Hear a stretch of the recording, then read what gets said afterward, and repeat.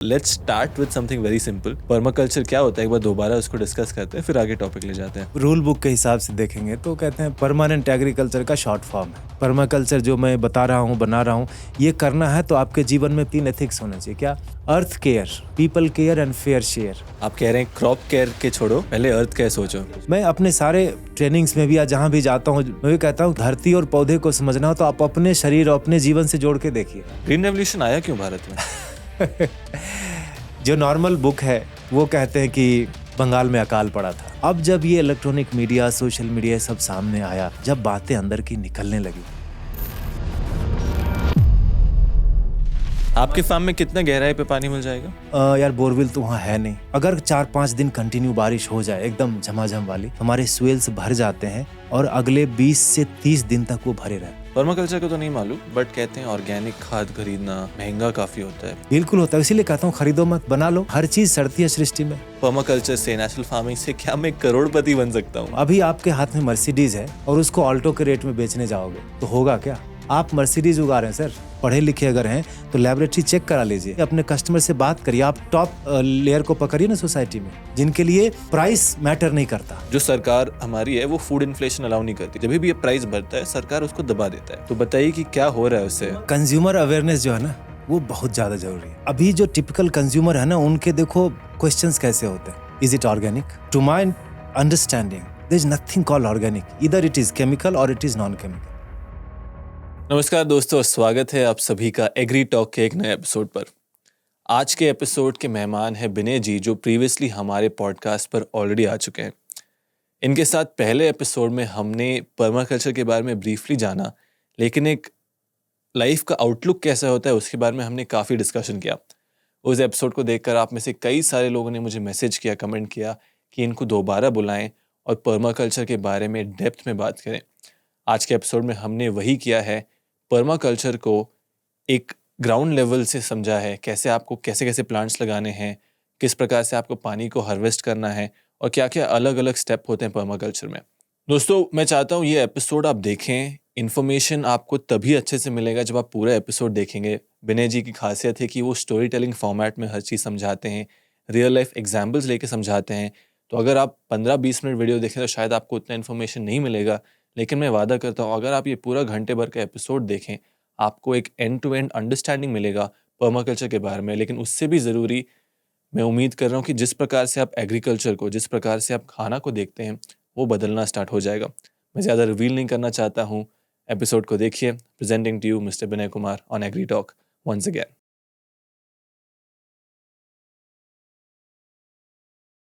विनय sir, स्वागत है दोबारा आपका एग्री टॉक पर। पहले गेस्ट हैं जो हमारे पॉडकास्ट पर दूसरी बार आ रहे हैं। ऑलमोस्ट 1 साल हो गया हमारे पहले एपिसोड को शूट किए हुए। यस, कैसे हैं आप? एकदम बढ़िया हूँ। Thank you so much. ना मुझे बड़ा अच्छा लगा ये कि how the channel has grown. हमने जहाँ शुरू किया था साल भर शायद अभी हुआ नहीं है या होने वाला है, and you are really doing good. Thank you so much. पिछले एपिसोड में आई थिंक पर्माकल्चर के बारे में हमने ब्रीफली डिस्कस किया था, पर्माकल्चर क्या होता है। बट मोर देन पर्माकल्चर, एक overall outlook towards life living मेरे हिसाब से हमने डिस्कस किया था। हाँ बहुत जी। सारे लोग का अब ये इनपुट था, पर्माकल्चर कैसे होता है, हाँ, क्या क्या उसके स्पेसिफिक होते हैं। तो इस एपिसोड का उद्देश्य मैं ये रखना चाहूँगा very specific to permaculture. Permaculture के स्टेप क्या क्या होते हैं, कैसे किसान पर्माकल्चर अपना सकता है और अपने खेती में इम्प्लीमेंट कर सकता है। पिछले वीडियो से मैंने ये एक सॉर्ट ऑफ ऑडियंस को बोला और एक खुद भी पोजीशन लिया है कि आगे जाते हम ज़्यादा प्रमोट करेंगे गुड एग्रीकल्चर को, ऑर्गेनिक फार्मिंग को, पर्माकल्चर को, और साथ ही साथ किसान को एजुकेट करेंगे, लेकिन कंज्यूमर है उनको भी सिखाएंगे। हाँ, तो आई थिंक सर आप दोनों तरफ रहे हैं। यस। तो let's start with something very simple. Permaculture क्या होता है, एक बार दोबारा उसको डिस्कस करते हैं, फिर आगे टॉपिक ले जाते हैं। हाँ, ये रूल बुक के हिसाब से देखेंगे तो कहते हैं परमानेंट एग्रीकल्चर का शॉर्ट फॉर्म है। जहाँ से शुरू किया इस चीज़ को, टर्मिनोलॉजी जहाँ से आई, वो बिल मॉलिसन और डेविड होंगरेन तो जीवित हैं अभी ऑस्ट्रेलिया से। तो उनके साथ क्या था कि आप ऑस्ट्रेलिया का जब मैप देखोगे ना तो वो सराउंडेड बाय ओशन, समुद्र से घिरा हुआ है। तो पूरा तो गोल नहीं है लेकिन काइंड ऑफ, और उसमें पेरीफेरी पर जो है ना पूरी जनसंख्या बसी है, परिधि पर ही है। जो सेंट्रल पार्ट है वहाँ जंगल बहुत है, और जहाँ जनसंख्या बसी है वहाँ पर वेटलैंड बहुत है। तो अब जमीन में जब पानी का एक्सट्रीम अवेलेबिलिटी हो ना, टू मच और टू लेस, तो कुछ नहीं कर सकते, आप उगा नहीं सकते। तो ये बंदे का वहाँ स्ट्रगल था कि बहुत ज़्यादा वेटलैंड है तो उगा नहीं सकते, बहुत लिमिटेड चीज़ें होंगी। तो फॉरेस्टर था, वो जंगल में गया, वहाँ पर 7-8 साल की ड्यूटी लगी, तो वहाँ देख रहा था कि जंगल है तो उसके साथ पहाड़ है, दोनों साथ साथ जाते हैं most of the places in the world.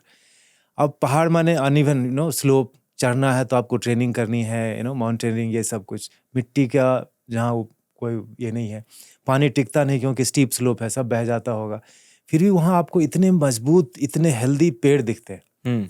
और जो हेल्थ का क्वोशंट है, आप वहाँ के कोई प्राणी ले लो, कोई जीव ले लो, अर्थवर्म से लेके छोटे जीवों से लेके और बड़े पेड़ तक, everything is healthy irrespective of the seasons. नहीं, अब जब फ्लैट लैंड में आते हैं तो आपको इतना स्ट्रगल है। तो ये उसका थिंकिंग था। इट्स लाइक न्यूटन को लगा कि अरे एप्पल नीचे क्यों गिरा, तो उसको लगा कि जब फ्लैट लैंड पे नहीं उग रहा और यहाँ पर पत्थर पे कैसे हो जा रहा है, हो तो रहा है।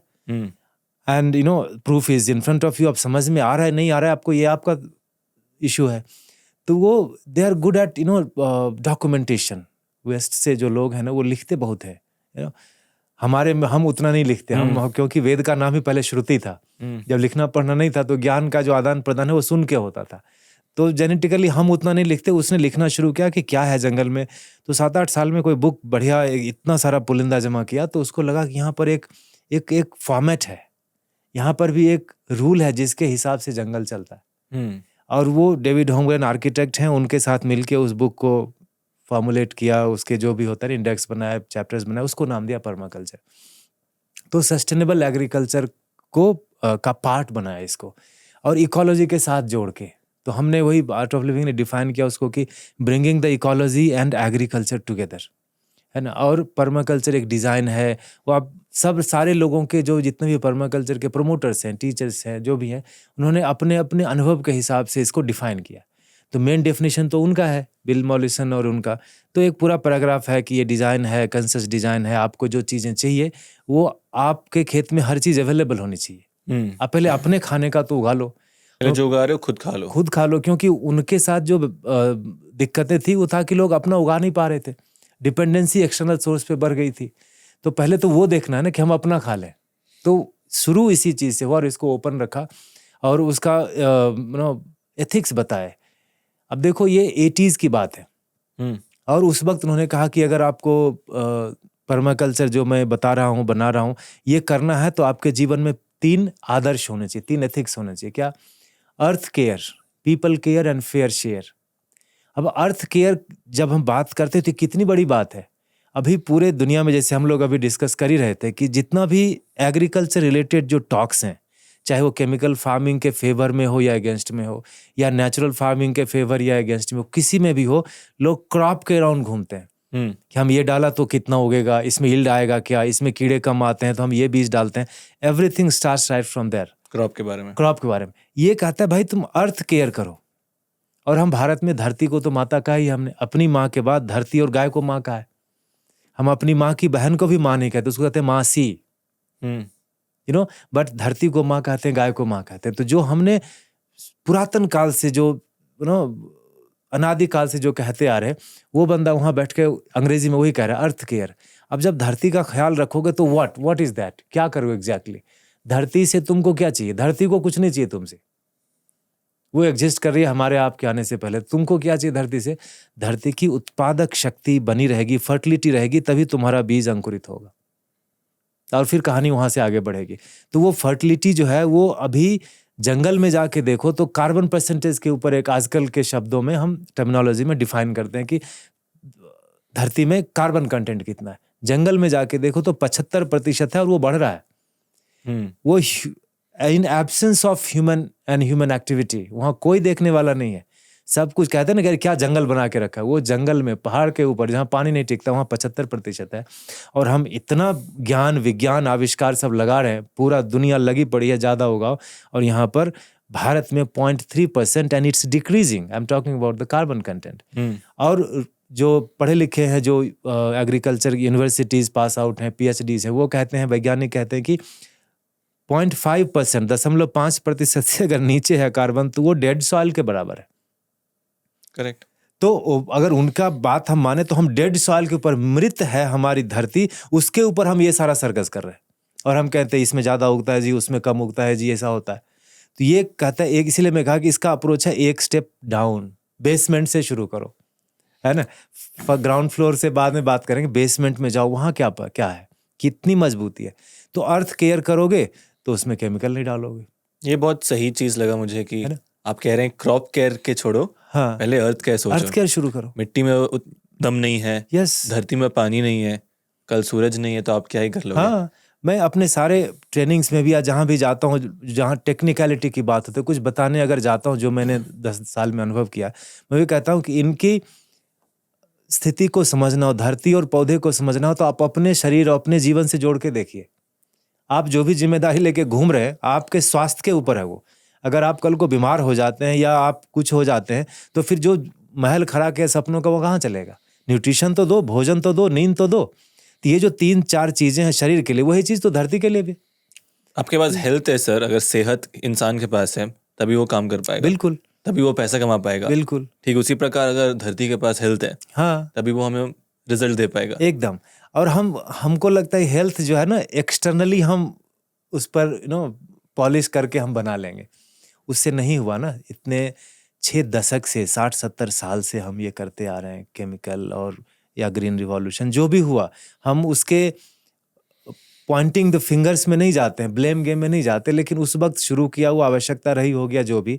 अभी वो चाहिए क्या, और इसमें अभी हालत हमारी कहाँ पहुंच गई। अभी आप, गर्मी आ रही है, अभी इंडिया का मैप आएगा, सैटेलाइट से आएगा, देखना पूरा इंडिया का मैप लाल दिखता है, except little bit of north east. मतलब टेम्परेचर बढ़ गया, टेम्परेचर बढ़ गया और चीज़ें जल रही हैं, पानी की स्कैरसिटी है, अंडरग्राउंड वाटर कम है, सब कुछ तो बॉल्ड होता है, गंजा होता जा रहा है। तो इतना सब कुछ करने के बाद नहीं हो रहा है ना, ये तो फेल्ड फार्मूला हो गया। तो अर्थ केयर की बात करते हैं, वो आपके मन में अगर जम गया एक बार, तो जो रिजल्ट है ना, result in the sense of quantity की जो बात है ना, वो बैक सीट ले लेंगे। आप याद रखिएगा कि after all this practices of farming today, जो भी हम भारत में कर रहे हैं, हम अपने रिक्वायरमेंट से 4 गुना ज्यादा उगा रहे हैं। 4 गुना ज्यादा हम उगा रहे हैं। अच्छा, सही में? यस, फिर भी लोग भूखे मर रहे हैं, फिर भी इंपोर्ट कर रहे हैं हम। इंपोर्ट कर रहे हैं, या लोगों को खाना नहीं मिल रहा है। तो वो, इसका मतलब यही है कि धरती की उत्पादक शक्ति में दोष नहीं है। वो आपको इतना जहर डालने के बाद भी, या जो भी आप कह लो, I am not going trying to get into the debate of good and bad, जो भी अभी की व्यवस्था है, इसमें से आपके जन वितरण प्रणाली में दोष है, फूड डिस्ट्रीब्यूशन सिस्टम या पब्लिक डिस्ट्रीब्यूशन सिस्टम में दोष है, इसीलिए किसी के पास बहुत है, किसी के पास कोई भूखा मर रहा है। तो 4 गुना ज्यादा उगा रहे हो, इसका माने क्या? अगर आप, और दूसरा एक डेटा है, मैं शायद लास्ट टाइम भी बोला होगा, कि आधा दूध आधा फल आधी सब्जी रोज बर्बाद होती है भारत में। तो माने अगर प्रोडक्शन वाइज अगर हम 50% डाउन भी गए, तो हमको और आपको उतना मिलेगा जितना अभी मिल रहा है। और ये सब ऑनलाइन पर डेटा अवेलेबल है, मैं भी वहीं से लेके बोल रहा हूँ, तो आप क्रॉस चेक कर सकते हैं। तो 4 गुना ज्यादा को छोड़ो, अगर 2 गुना भी ज्यादा उगा रहे हैं, सरप्लस तो उगा रहे हैं ना, तो क्वांटिटी की बात को थोड़ा पीछे करो, अब क्वालिटी, आप न्यूट्रिशन हंग्री हो, तो अर्थ केयर जब करोगे तो वहां से न्यूट्रिशन आएगा। करेक्ट, आई थिंक जो आप बोल रहे हैं मैं बहुत एग्री करता हूँ, दिल से इस बात को एक्नॉलेज करता हूँ। आई थिंक क्या हुआ कि हिस्ट्री में अगर हम पीछे जाएं, तो कैपिटलिज्म जो आप कहते हैं, हर Yes. आदमी को पैसा बनाना था, हमने फॉरेस्ट डिस्ट्रॉय किए क्योंकि वहाँ हमें बिल्डिंग्स बनाने थे, हमें माइनिंग करना था, जो भी करना था, तो हम नेचर को एक प्रकार से डिस्ट्रॉय करते गए। आज के डेट में जब हम पर्माकल्चर के बारे में बात करते हैं, सस्टेनेबिलिटी के बारे में बात करते हैं, बहुत सारे लोग शायद करेंगे, किसान के लेवल पे बात करेंगे, और वो बोलेंगे कि मैं कर तो लूँगा, लेकिन मुझे इससे क्या वापस मिलेगा। बिल्कुल, मैं उसी पर आ रहा हूँ। अभी एक कहते हैं 3 एथिक्स। अभी देखो, अर्थ केयर हम मोटा मोटा लोग समझ रहे हैं, एक सेल्फ डिफाइंड टॉपिक है। पीपल केयर, लोगों का ख्याल रखो। हमारा जो एग्रीकल्चर प्रैक्टिस है, उसमें मैं बहुत सारे फार्मर्स से मिला हूँ जो कहते हैं कि ये मैं बेचने के लिए उगा रहा हूँ, अपने खाने के लिए 2 एकड़ 2 बीघा एप्पल या गेहूं या जो भी उगाते हैं वो अलग है। तो ये पीपल केयर हुआ क्या? नहीं। और आप कितने बड़े फार्मर भी हो भारत में या कहीं भी, 1000 एकड़ होगा, यू थिंक कि आपके किचन की जितनी आवश्यकता है वो सब उगा लोगे आप? नहीं उगेगा। मसाले दक्षिण में उगते हैं, जो गेहूं चावल है वो नॉर्थ में उगते हैं, अलग अलग रीजन में चीजें उगती हैं, तो आप कुछ तो खरीदते होगे। इसका माने आपके पास भी वो चीजें आ रही हैं जो जहर युक्त हैं, पॉइजन है, इतना केमिकल है, तो पीपल केयर नहीं हुआ ना। तो पीपल केयर जब बात करोगे तो आप क्वालिटी की बातें करोगे, और उसके बाद कहते हैं फेयर शेयर, मिल बांट, बार्टर सिस्टम भारत में वैसा ही था। अब जो पीपल केयर कहते हैं उसको संस्कृत में कितने अच्छे से बताया कि अयम निजः परो वेति गणना लघु चेतसाम उदार चरितानम वसुधा एव कुटुंबकम। ये आपका, ये मेरा, ये सब छोटे दिल वालों की कहानी है। जो उदार चरित्र, जिनका दिल बहुत बड़ा, उनके लिए पूरी धरती ही परिवार के समान है। ये हमारे पूर्वज कह के गए, और ये बैठ के ऑस्ट्रेलिया में 80s में कह रहे हैं पीपल केयर।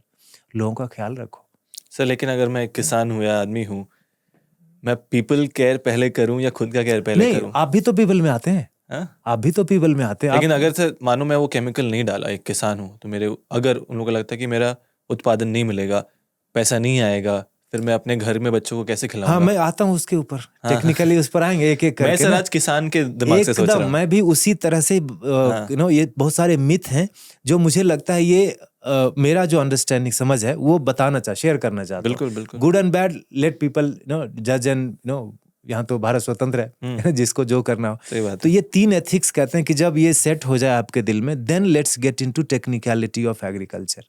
तब कहते हैं पर्माकल्चर के 12 एलिमेंट्स होते हैं। Earth care, people care and fair share. Now let's get into the elements of permaculture. अब फॉर्मूला की बात करते हैं, अब टेक्निक की बात करते हैं। ऐसा उस किताब में लिख के दिया। और वो क्यों दिया ये लिख के, अब जब एलिमेंट्स को देखोगे तो पता चलेगा कि 80s में जंगल में बैठा आदमी, जहां पर इंसान नहीं थे, वहां पर एलिमेंट्स में लिखा है कि डोंट क्रिएट वेस्ट, ये लॉन्ग टर्म में जाके आपको तकलीफ करेगा। वो तब बता दिया जब ये सारे जो वेस्ट आज दिख रहे हैं तब नहीं थे, एटलीस्ट जंगलों में नहीं थे। थोड़ा सा हिस्ट्री पे पहले बात कर लें। हाँ, वही कह रहा हूँ, वो 80s की बात है, जहां कह रहा है कि आप इस तरह से करो। उनकी एक सोच है, वो जल्दबाजी में नहीं है, क्योंकि उनका था पहले अपना पेट भर लो भाई। अपना पेट खाली ऐसा थोड़ी है ना कि आज खा लिया और कल नहीं चाहिए, कल भी भोजन चाहिए। तो सतत अवेलेबिलिटी, उपलब्धि हो भोजन की, उसके लिए 3 चीजें रखना। बाद में मैं टेक्निक बताता हूँ, और उनके जो टेक्निक उन्होंने बताया वो जंगल के टेक्निक्स, फॉर्मूलाज को लाए कि कैसे वो जंगल बिना किसी की हेल्प के रह जाते हैं और तुम नहीं रहते हो। उस वक्त पैरेलली भारत में ग्रीन रिवॉल्यूशन 20 साल पुराना था, माने अपनी जवानी पर था, पीक पर था। ग्रीन रेवोल्यूशन आया क्यों भारत में? जो नॉर्मल बुक है वो कहते हैं कि बंगाल में अकाल पड़ा था। अकाल मतलब? अकाल माने फेमाइन, है ना, भोजन नहीं था। बंगाल में अकाल पड़ा और अनाज की बहुत कमी हो गई। तो बोला गया कि देखो, आप जो नॉर्मल जो प्रैक्टिस है आपके उगाने के, जैसे भी आज तक उगा रहे थे, उससे तो हुआ नहीं, आपके बच्चे मर रहे हैं, और हजारों लाखों लोग मरे थे उसमें, वो इतिहास कहता है। तो इसके लिए ज्यादा उगाना पड़ेगा और जल्दी उगाना पड़ेगा, ये वहां पर तर्क दिया गया। तो हुआ कि हाँ, हम आपको सिंथेटिक देते हैं, यूरिया डालो, DAP डालो, जो भी हुआ ऐसा करके डाला। और बहुत सारी कहानियां हैं कि लाल बहादुर शास्त्री ने बोला कि हफ्ते में 1 दिन हम फास्ट करेंगे सब लोग एज ए कंट्री, ताकि कि कहीं ना कहीं वो भोजन बचेगा तो 1 दिन आगे के लिए हमारे पास होगा। तो ये सारा कुछ था, और ऐसे करके वो चल पड़ा और अभी तक चल रहा है। अब जब ये इलेक्ट्रॉनिक मीडिया, सोशल मीडिया सब सामने आया, जब बातें अंदर की निकलने लगी, तो मुझे नहीं लगता कि कोई भी इस देश में कोई प्रबुद्ध आदमी है जिसको ये नहीं पता कि वो सेकेंड वर्ल्ड वॉर चल रहा था उस वक्त। और जब वॉर चलता है ना, तो वो एक बिजनेस होता है। तो कुछ लोग चाहते हैं कि वॉर बंद हो, और उससे ज्यादा लोग चाहते हैं कि वॉर बंद नहीं हो। उसमें कफन बिकता है, खून बिकता है, petrol, arms, ammunition, food, everything बिकता है। बड़ा बिजनेस हो, इसलिए देखो दुनिया में कहीं ना कहीं वॉर चलता ही रहेगा, या उसकी तैयारी होती रहेगी, पुश करेंगे इधर उधर ग्लोबली। वो अब वहाँ जो बंगाल में जो भी भोजन था या भारत में जो अनाज था, सारा का सारा अनाज World War II के सिपाही को वहां पर पहुंचा दिया गया। क्या बात कर रहे हैं? और लिखा हुआ है किताब में कि you guys are breeding like creepers, you are worth dying. अब बंगाल में अकाल, तुम सोचो कि जैसे बेंगलोर में बारिश का जो भी हाल है 2-3 साल से, वो रिपीट हो रहा है ना। अभी गर्मी देखो कितनी बढ़ गई। वन ऑफ चीजें प्रकृति में नहीं होती। बंगाल एक ऐसी जगह है जो कहते हैं गैंजेटिक प्लेन है। दुनिया में सबसे ज्यादा उपजाऊ जो है ना जगह, वो गैंजेटिक प्लेन है। और गैंजेटिक प्लेन क्या है? गंगा के दोनों तरफ का समतल मैदान। गंगा कहाँ से शुरू है? बंगाल में तो कल्मिनेशन होता है। वहां पर अभी भी जूट की सबसे ज्यादा खेती, जो मोस्ट वाटर इंटेंसिव क्रॉप है, बंगाल में होता है। सनहेम्प जो कहते हैं अंग्रेजी में, सनई उगाते हैं, वो पानी में ही उगता है। बंगाल में अभी भी ट्रेन से जाओ तो हावड़ा पहुंचने से पहले आप किसी भी तरफ से आ रहे हो, साउथ से या वेस्ट से, every 2-3 kilometre you will find A pond, और वो जीवित पॉन्ड है, ऐसा नहीं कि वो सीवेज कलेक्शन नहीं है, लोग वहाँ नहाते हैं, कपड़े धोते हैं। जहाँ पानी इतना ज़्यादा हो, जहाँ हुगली नदी है, गंगा नदी है, बगल में समुद्र है, वहाँ पानी की कमी हो जाएगी। अकाल माने वही होता है, खेती कब नहीं होगी? खेती तब नहीं होगी जब पानी का एक बूंद उपलब्ध नहीं होगा।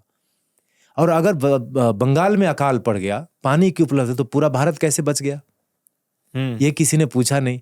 और रिपीट हुआ क्या वहां पर, या पहले हुआ था क्या 100-200 साल 500 साल आप क्या कहना चाह रहे हैं सर? वो कॉन्स्पिरेसी थी, कॉन्स्पिरेसी थी। और उसके बाद जो कंपनियां तब बॉम्ब बना रही थी, आर्म्स एंड एमिशंस बना रही थी केमिकल यूज करके, वही कंपनी उसी केमिकल को यूज करके अभी सिंथेटिक केमिकल्स खेत में दे रही। और ये गूगल स्कॉलर्स डॉक में है, आप जाके देखिए। कंपनियों ने नाम नहीं बदला है। एक सेकंड, आप कह रहे हैं जो केमिकल का इस्तेमाल बॉम्ब बनाने में किया जा रहा था, लड़ाई में जो यूज होता था, वही केमिकल्स जो बच के जब वर्ल्ड वॉर 2 बंद हुआ, हाउएवर जब बंद हो गया, वही केमिकल से अभी ये सारा चीज बना के हमको खेतों में डाला जा रहा है। तो अनाज पूरा बाहर भेज दिया तो फेमाइन क्रिएट हो गया, लोग मरने लगे। उसके फोटोज अभी भी सरफेस होते रहते हैं कि लोगों के शरीर में सारी हड्डियां हैं, तो कोई अजीब अजीब तरह के। तो ये ग्रीन रिवॉल्यूशन का हार्श रियलिटी है। चलो ठीक है, उस वक्त नहीं पता था, हो गया तो गाड़ी आगे बढ़ गई। तो यार कोई चीज़ जब लॉन्च होता है तो रुकता भी तो है ना, वो क्योंकि वो नीड बेस्ड था। सर में दर्द हुआ, आपने टैबलेट ले लिया, अब सर दर्द खत्म हो गया, टैबलेट क्यों ले रहे हो? अब फार्मर्स के इसमें जाके देखो तो पता है वो केमिकल क्यों डालते हैं? वो कहते हैं नहीं डालेंगे तो कीड़ा आ जाएगा। करेक्ट, नहीं डालेंगे तो उत्पादन नहीं आएगा। माने मैं अगर टैबलेट नहीं लूंगा तो मुझे सर दर्द हो जाएगा। तो what did you do here? आपने अपना टैबलेट का देखो कैसे सेल बढ़ा दिया। पहले था कि चलो सर दर्द हुआ तो दवाई ले लो, आप बोल रहे हैं एक कदम आगे बढ़ गए कि नहीं लोगे तो दर्द हो जाएगा। एक प्रश्न है सर, तो बहुत, ये जो मैं टैबलेट ले रहा हूँ, जैसे हेल्थ में हम सप्लीमेंट लेते हैं, प्रोटीन लेते हैं, मल्टीविटामिन लेते हैं, क्या केमिकल एंड पेस्टिसाइड दवाई है या सप्लीमेंट है? दोनों चीजें, क्योंकि सप्लीमेंट नेसेसरली बुरा नहीं होता है। सप्लीमेंट करके कितनी चीजें आती हैं बाजार में, आप देखो जो स्प्रे होता है।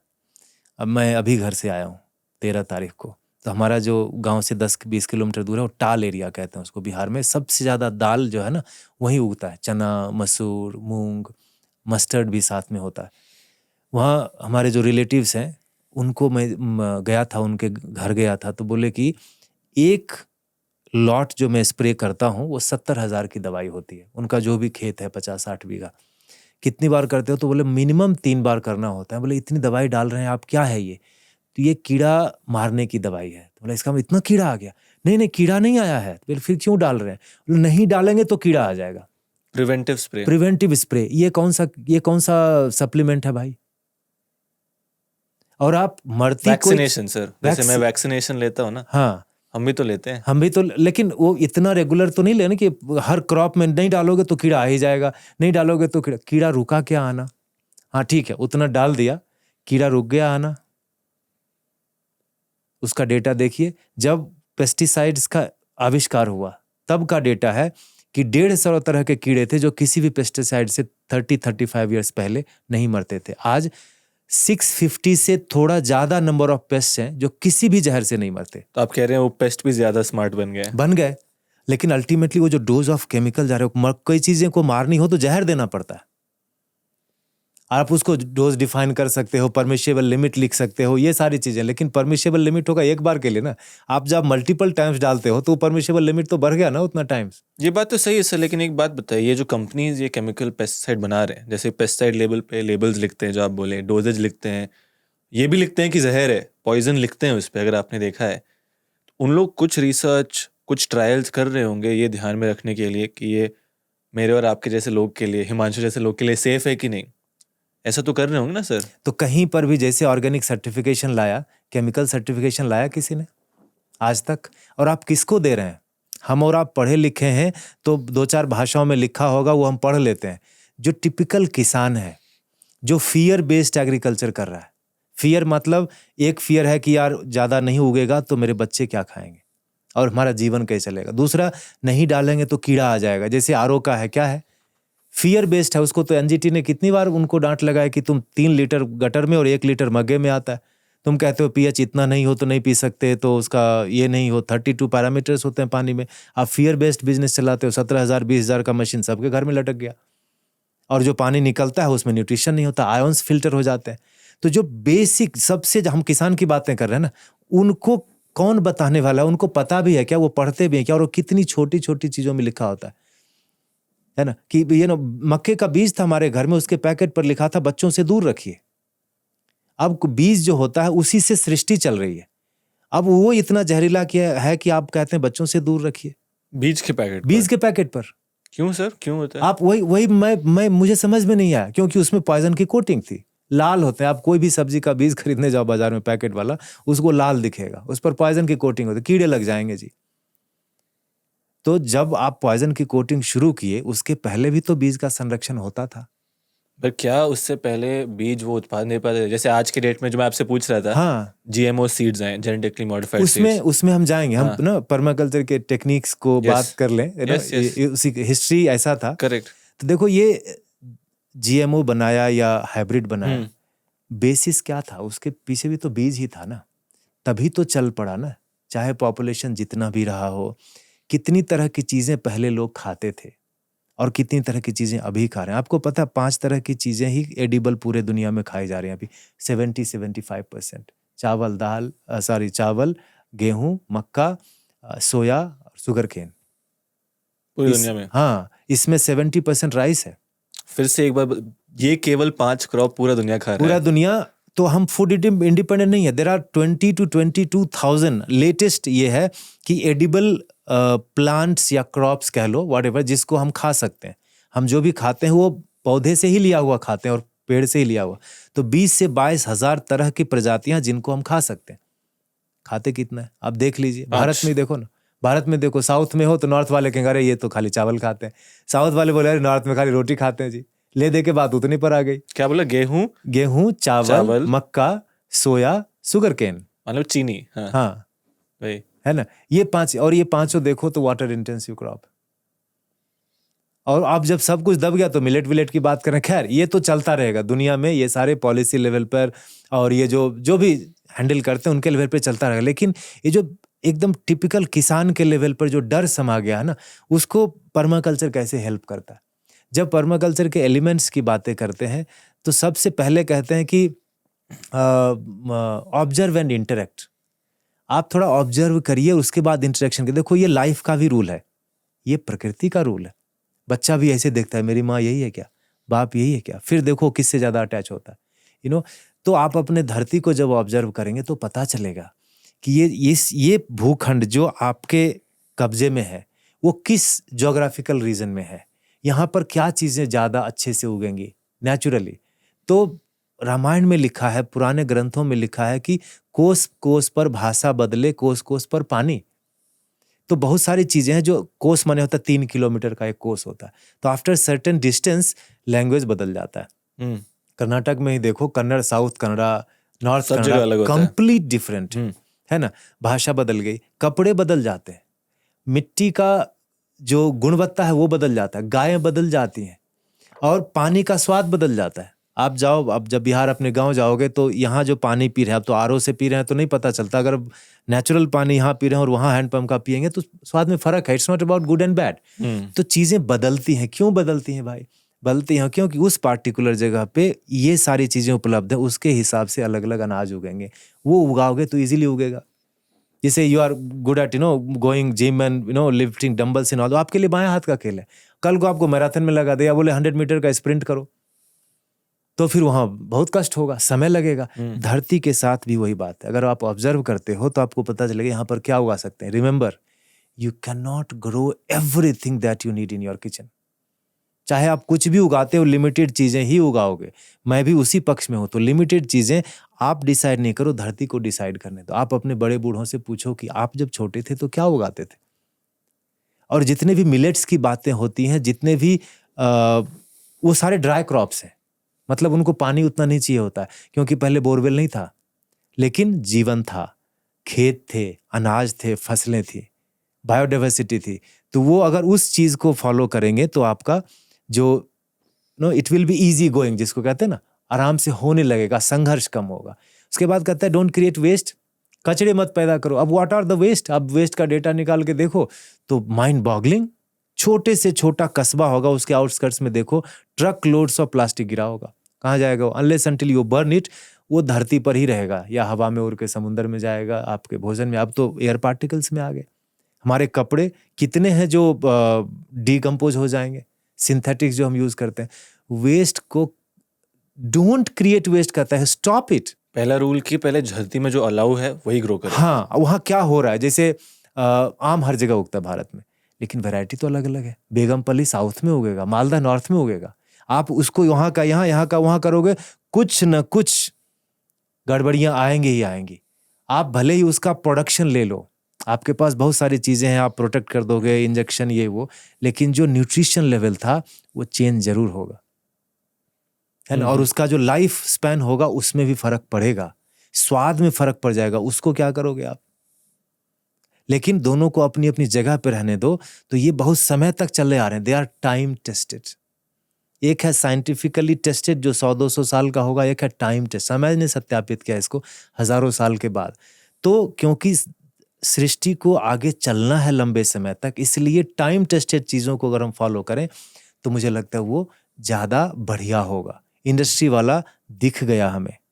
मैं ऐसा नहीं कह रहा कि इंडस्ट्री वाला बिल्कुल नहीं चाहिए, लेकिन जो हमारे धरती की उत्पादक शक्ति को विनाश करे या उस पर कुछ घाटा पहुंचाए, उसमें थोड़ा हमें संभल के रहना चाहिए। और ऐसे ही इसके करके ना ये जाते हैं 12 पॉइंट्स जाते हैं उसके। अब पर्माकल्चर जो शुरू हुआ वो हुआ अपने पर्सनल कंजम्पशन को पहले फुलफिल करो उसके लिए। तो भारत में भी कई सारे राज्यों में ऐसा हो गया कि जिनके पास जो भी जमीन है वो सेंट्रलाइज्ड है, माने आपके पास 5 एकड़ है तो सिंगल प्लॉट। बिहार में वैसा नहीं है, यूपी में भी अभी नहीं हुआ है, चकबंदी कहते हैं उसको। लेकिन बाकी सारे राज्य यहाँ तो है। तो आपका एक ही पीस ऑफ लैंड है, तो आप उसको डिजाइन करिए। आप लाइफ को भी डिजाइन करो। आप बच्चे को स्कूल भेजते हो तो आपके पास एक लंबा प्लान है कि बेटा तू साइंस ले ले, तू कॉमर्स ले ले, तू आर्ट्स ले ले। क्यों? ये खाली पास होने के लिए नहीं, आपको लगता है कि ही विल डू गुड, तो आपका पूरा डिजाइन है बच्चे का। बाद में बच्चा भी उस डिजाइन का पार्ट हो जाता है, then he designs his own life. वैसे ही खेत को आप डिजाइन करिए कि आप चाहिए क्या उससे। आप जो भी स्केल की बातें कर रहे हैं और आपको 0 से करना है, तो भाई पहले दिन ही वो 100% स्केल मैच नहीं होगा ना। अगर आपका 10 एकड़ है, 100 एकड़ वाले बहुत कम किसान हैं भारत में, तो आप शुरू से तो करो। आपको हमारे या किसी सो कॉल्ड एक्सपर्ट के कहने पर भरोसा नहीं है, करना भी नहीं चाहिए, लेकिन आप जब करोगे तो थोड़े में तो करो। ड्राइविंग सीखते हो तो पहले स्कूल में घुमाते हो गाड़ी को। पहले अगर आपके पास जमीन है तो जमीन में डिसाइड करो क्या क्या करना क्या है। आप पहले डिजाइन करो कि आपको क्या चाहिए, आपको क्या क्या लगता है। आप देखो किसान का खर्चा कहाँ है। किसान का खर्चा है बीज खरीदने में। बहुत पुराना डेटा है कि 23% खर्चा है बीज में, और 60% है फर्टिलाइजर में। अब अगर बीज आपने खुद का बना लिया, जो उगाए उसका बीज बना लो, ओके। और जो फर्टिलाइजर यूज हो रहे हैं, बीज कैसे बनाऊं मैं, वो बता दूंगा कि कैसे बीज बनता है ना। उसके बाद फर्टिलाइजर जो लग रहा है वो आप अपना बनाओ, फार्म में बनाओ। उसको फार्म यार्ड मैन्योर आजकल FYM कहते हैं। तो मैन्योर अगर वहां बना लिए तो 83% तो आपका सेव हो गया ना जी। 83%, 60% फर्टिलाइजर एंड 23% बीज। तो ये दोनों में सस्टेनेबल अगर आप हो गए तो बच क्या गया? पानी। सर लेकिन अगर वो 63-20 बचाऊंगा तो मैंने FIM बनाने का, बीज बनाने का भी तो कुछ खर्चे आएंगे ना। खर्चे आएंगे तो 83, मैं आ रहा हूँ उस पर, बिल्कुल आएगा खर्चा, लेबर का खर्चा आएगा या जो भी आएगा। 83 पर ये आप बाजार से ला रहे थे, अभी तक कैश उतना आपका बाजार घर से जा रहा था, पॉकेट से जा रहा था, ओके ना। और उसको लाने ले जाने में भी तो आपका जा रहा होगा ना। तो वो सारा जोड़ जाड़ के एवरेज ऐसे निकालते हैं। मुझे नहीं मालूम, मैंने पढ़ा है कई जगहों पर कि इतना खर्चा है, और ये बहुत पुरानी बात है, 10 साल पुरानी बात। अब पानी का है तो पानी का देखो 2 अप्रोच है। ये मैं सारे लोगों से हाथ जोड़ के निवेदन करूंगा कि आप इस चीज को थोड़ा समझिए, जल की व्यवस्था को इस दुनिया में समझिए। जब आप बच्चों को स्कूल भेजते हैं या खुद पढ़ने गए तो 5वीं-6ठी क्लास में लिखा था कि rain water is the purest form of water. शुद्धतम जल जो है वर्षा का जल है। जब आप बड़े हुए, माँ बाप बन गए, खेती में आ गए, पानी यूज करना हुआ तो ऊपर देखना ही बंद कर दिए, धरती से माइन करने लगे। और माइनिंग करते करते आप बताओ धरती पर कोई ऐसी जगह है जहां पर बोरवेल और सबमर्सिबल डालने के बाद ग्राउंड वाटर टेबल जो है वो अप हुआ हो? हर जगह नीचे जा रहा है। मैं गंगा के किनारे से आता हूँ, 2-3 किलोमीटर घर है हमारा गंगा से। तो वो सेविंग है। जैसे आप भी खर्चा करते हो तो एक सेविंग रखते हो, उसको ऐसे ही किसी चीज के लिए हम नहीं ले आते कि शर्ट खरीदना है तो एफडी तोड़ दिया, नहीं करते। तो वो जो सेविंग करके धरती के अंदर रखा है ना, वो आपके रोज के यूज के लिए नहीं है। आप थोड़ा भूगर्भ शास्त्र, इससे बड़ा शास्त्र तो हो ही नहीं सकता। धरती जो सबसे बड़ा ऊंब है वो भूगर्भ है, धरती का ऊंब है। आपको लगता है आपने सब समझ लिया, वहां पर कहीं भी मर्जी हो छेद करके पानी निकाल लिया। निकालते निकालते बैंक कर्नाटक का डेटा है कि हर साल बोरवेल फेल हो रहा है। पूरे भारत का डेटा है कि हर 6 साल पर बोरवेल फेल हो जा रहा है। तो ये कब तक चलेगा? आप यूट्यूब में डाल के देखो कि lava coming out of borehole, Maharashtra में 2 जगहों पर ऐसा हुआ है। और कई कंट्री में अलग जगह पर हुआ कि बोरहोल डाले थे, 1100 फीट पर गए और वहां से लावा निकल रहा है, आग निकल रहा है। और वो 2-4 मिनट के लिए नहीं, वो करीब करीब आधे एकड़ के रेडियस में फैल गया है। क्यों? पानी है नहीं, अंदर से आग निकल रहा है और ये न्यूज नहीं बना। तो बोरवेल डालते डालते आप उस हालत में पहुंच गए तो पानी का कैसे करोगे? और उसके बाद वर्षा को देखो, आप कहते हैं कि बारिश नहीं होती हमारे यहाँ जी, ये गलत है। कम हो सकती है, ज्यादा हो सकती है। आप रेनफॉल का एवरेज होता है, औसत वर्षा का मात्रा जो आपके यहाँ गिर रहा है, आप उसको गूगल में डालिए तो देखेंगे आप पिछले 100 साल से जो वर्षा का जो एवरेज है ना, वो ईसीजी रिपोर्ट जैसा एकदम स्ट्रेट। अच्छा, पानी उतना ही गिर रहा है, पानी उतना ही गिर रहा है, लेकिन हुआ क्या है, ड्यूरेशन श्रिंक हो गया। पहले 3 महीने में 100 लीटर पानी गिरता था, अब शायद 3 दिन में, 3 हफ्ते में 100 लीटर गिर जा रहा है। और वो हुआ है बिकॉज ऑफ ह्यूमन एफर्ट, मानव प्रयास की गड़बड़ियों के कारण ऐसा हुआ है। तो पानी गिरना कम नहीं। अगर वो पानी को आप सहेजते हैं तो उसका एक कैलकुलेशन है कि अगर 1000 mm की बारिश हो, सब लोग थोड़ा सा ये कैलकुलेशन को क्रॉस चेक कर लीजिएगा कि 1000 mm की बारिश हो और 1 एकड़ का सरफेस एरिया है ना, पता आपको एक साल में या एक रेनी सीजन में how much water do we receive? It's around 36 lakh litres of water. हम लोग ग्रीन हाउस में भी सेम चीज बोलते हैं हमेशा, है ना। और भारत का जो एवरेज है, पूरे भारत में हर एकड़ करीब करीब 30-32 लाख लीटर पानी गिर रहा है पर ईयर। तो इतना वर्षा जब हो रहा है और आप बोरवेल डाल डाल के, वहां पर एक बोरवेल डालने में मैंने सुना कि 1.5-2 लाख रुपए लगते हैं और गारंटी नहीं होती कि यहाँ पानी मिल ही जाएगा। मिल भी गया तो अगले साल। अभी 3-4 दिन पहले मेरे एक मित्र से बात हो रही थी गुवाहाटी से, वो ड्राइव कर रहा था, बोला मैं बाद में करता हूँ, मुझे कुछ दिख नहीं रहा। बोला दिख नहीं रहा? तुम रात, अभी तो दिन है। बोला नहीं, फॉग बहुत है। बोला इतनी ठंड है? बोला ठंड नहीं है, प्रदूषण, ये धूल है। असम गुवाहाटी में जहां नॉर्थ ईस्ट का पार्ट है, बोला ये पेड़ इतने कट गए कि ये डस्ट को मिटिगेट करने के लिए कुछ है नहीं हमारे पास। और ये 4-5 दिन पहले की बात है, वो न्यूज में आया क्या? तो दिख तो रही हैं चीजें। आप कब तक इसको जीडीपी और प्रोडक्शन और किसान का जान बचा देंगे और ये बड़ी बड़ी बातें करके इस चीज को कब तक दबा के रखेंगे कि हमारा एनवायरनमेंट बिगड़ रहा है, बिगड़ रहा है। और 50% ऑफ जो इकोलॉजिकल डिस्टर्बेंस है, जो पर्यावरण में असंतुलन है, वो इंडस्ट्रियल एग्रीकल्चर प्रैक्टिसेस की वजह से है। ये गूगल कहता है। माने सबसे ज्यादा पानी एग्रीकल्चर यूज करता है। हाँ नहीं, 50% जो असंतुलन है पर्यावरण में, जो गड़बड़ियां हैं, इकोलॉजिकल डिस्टर्बेंस जिसको कहते हैं, वो 50% because of wrong agriculture practices. पानी तो हम यूज करते ही हैं, बाजार से इतनी चीजें लाते हैं, वो डिपेंडेंसी बढ़ गई, तो बड़ा ही रिसोर्स इंटेंसिव हो गया हमारा एग्रीकल्चर। धरती पर कोई ध्यान नहीं, जैसा मैं शुरू से कहा, हर चीज वो क्रॉप और उसके यील्ड और उसके हेल्थ के अराउंड घूमती है। तो वो गड़बड़ी तो हो रहा है। अगर हम एग्रीकल्चर के प्रैक्टिस को सही करेंगे तो 50% तो मिटिगेट कर पाएंगे ना हम इकोलॉजी को। और किसान से ज्यादा कोई भी पर्यावरण को नहीं समझता। आपने एज ए सब्जेक्ट अलग कर दिया इकोलॉजी और एग्रीकल्चर, वो अलग बात है, लेकिन है दोनों साथ। दोनों में पेड़ पौधों की ही बात होती है, जल संरक्षण की बात होती है। तो आप जब डिजाइन करते हैं तो आप डिजाइन करिए कि आपके सरफेस पर जो पानी गिर रहा है वो आपका माल है, आपका धन है, आप उसको बाहर नहीं जाने दीजिए। वो कैसे करते हैं आप? हाँ, तो वो फिर एक डिजाइन, वहां पर थोड़ी सी टेक्निकलिटी इन्वॉल्व होती है कि वो मैं कोशिश करता हूँ, देखता हूँ कितना मैं, जैसे उदाहरण के लिए पॉली हाउस में जो हम पॉन्ड बना देते हैं। यस, तो पॉन्ड का लोकेशन तो तय करते हैं ना। एक तो है पॉली हाउस में क्या है, ऊंचाई है और वहां से पानी गिर रहा है तो ग्रेविटी उसको ऑटोमेटिक मिल रहा है, फोर्स है, तो जहां भी हमने पॉन्ड बनाया वहां पर उसी फोर्स से चला जाएगा। बट वो ओपन फील्ड है। आजकल ये जो एक बड़ी गलत सी प्रथा आ गई है, मैंने सुना कि जब लोग खेत खरीदते हैं पहली बार, जो पढ़े लिखे लोग, उनको बताया जाता है कि पहले तुम 0 डिग्री लेवल करो उसको। और उस लेवल करने के चक्कर में जो टॉप सॉइल है, जो 1-1.5 फीट का जो सबसे उपजाऊ है, जिसमें बीज डालते हैं, बीज तो गर्भ में जाता है ना, वो धरती का गर्भ जो 1-2 फीट का, उसी को डिस्टर्ब कर लेते हैं पहले। तो 0 डिग्री लेवल कर दिया। मैं देख के आया अपने यहाँ, गांव में तो लोग अभी तक नहीं किया क्योंकि हमारे यहाँ बाढ़ प्रभावित है, कि पानी जमा हुआ खेत से निकल ही नहीं रहा पानी, क्योंकि स्लोप नहीं है, 0 डिग्री है। स्लोप होना चाहिए। स्लोप होना चाहिए। कितना स्लोप? नहीं, स्लोप आप नेचुरल रहने दो। आप बनाने जाओगे तो फिर वो खर्चा घुस गया ना जी। आप मशीनरी बुलाए, ये सब चीज किए, ये सब कुछ था नहीं। खेत जैसा है वैसा उगा लो। तो आपका नेचुरल, जिसको वर्जिन लैंड कहते हैं, वहां पर मान लो आपने या तो पेरेंटल प्रॉपर्टी है या खरीदे, तो वहां जाओगे ना तो उसका जो सही समय है देखना। देखो, इस काम में जल्दबाजी में नहीं रहना। जल्दबाजी में रहोगे तो बाजार की गोद में गिरोगे। हड़बड़ी में नहीं रहना।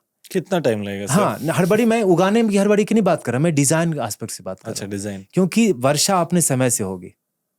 या तो आप किसी टेक्नीशियन को बुलाओगे, वो सर्वे मशीन लाएगा, वो कंटूर डिजाइन करेगा, गूगल का यूज करेगा, गूगल अर्थ, ये वो एक तरीका। दूसरा है कि जब बारिश हो रही है, आप अपने खेत में छाता लगा के चले जाओ, आपको सब समझ में आ जाएगा कि पानी किस तरफ जा रहा है। Irrespective of the degree of slope, पानी गिरता है तो कहीं ना कहीं जा रहा है। तो सबसे लोएस्ट प्लेस पर जाके आप एक गड्ढा कर दो, 1/10 स्पेस लो आप। 1 एकड़ है तो उसका 10वां हिस्सा लो, मतलब 42-44 हज़ार स्क्वायर फीट है, तो करीब करीब 4,000 स्क्वायर फीट का एक तालाब बना दो। वो 9 फीट 8 फीट गहरा हो, उसकी टेक्निकलिटी मिल जाती है, आपके यहाँ से मिल जाती है। और तालाब वाला बनाना गांव के किसानों के लिए, ये ना genetically they are good at it. तालाब बनाने में ऐसे ही था ना जीवन, पहले कुआं खोद के तालाब बना के ही तो जीवन चलता था, जब तक हैंडपंप और बोरवेल नहीं आया। तो तालाब बनाना कोई नई बात नहीं है ना। अब उनको पता होता है कि ये कैसे करेंगे, तो गांव के बूढ़े लोग जो हैं वो आपको हेल्प कर देंगे। नहीं तो फिर टेक्नीशियन को बुलाइए, जो एक्सपर्ट है उसको बुलाइए। याद रखिएगा, मैं क्यों बोला कि आप जल्दबाजी में नहीं रहिए। जो वाटर वर्क है ना, either you do it right और यू डोंट डू इट। अंग्रेजी में कहते हैं कि हिंदी में कहते हैं कि या तो आप करो तो ठीक करो, नहीं तो नहीं करो। रोज रोज थोड़ी गड्ढा खोद करोगे आप, कह रहे यहाँ गड्ढा खोदा था, गड़बड़ हो गया जी, इसको भर। खर्चा कम कर रहे हैं हम प्रॉफिट बढ़ाने की बात पर अभी नहीं आए, हम अभी खर्चा कम करने की बात पर। अभी तो हम डिजाइन पे ही हैं। डिजाइन पर है। तो पानी का जब आप, और एक तो है पॉन्ड बनाना, दूसरा है स्वेल्स बनाते हैं उसको। स्वेल और ट्रेंच दोनों 2 चीज हैं, दोनों गड्ढे ही हैं। ट्रेंच में क्या होता है कि पानी को एग्जिट देते हैं, हम भाई तुम उधर से आ रहे हो, उधर से निकल जाओ। स्वेल कहता है नहीं, 0 डिग्री स्लोप है वहां पर, तुम रुको। स्वेल SWALE, स्वेल कहते हैं। मतलब वो नाला है जो पानी को खाली, वो 1 वे है, आने तो देगा, जाने नहीं देगा, तो वहीं रह जाता है पानी। वहीं रह जाता है पानी।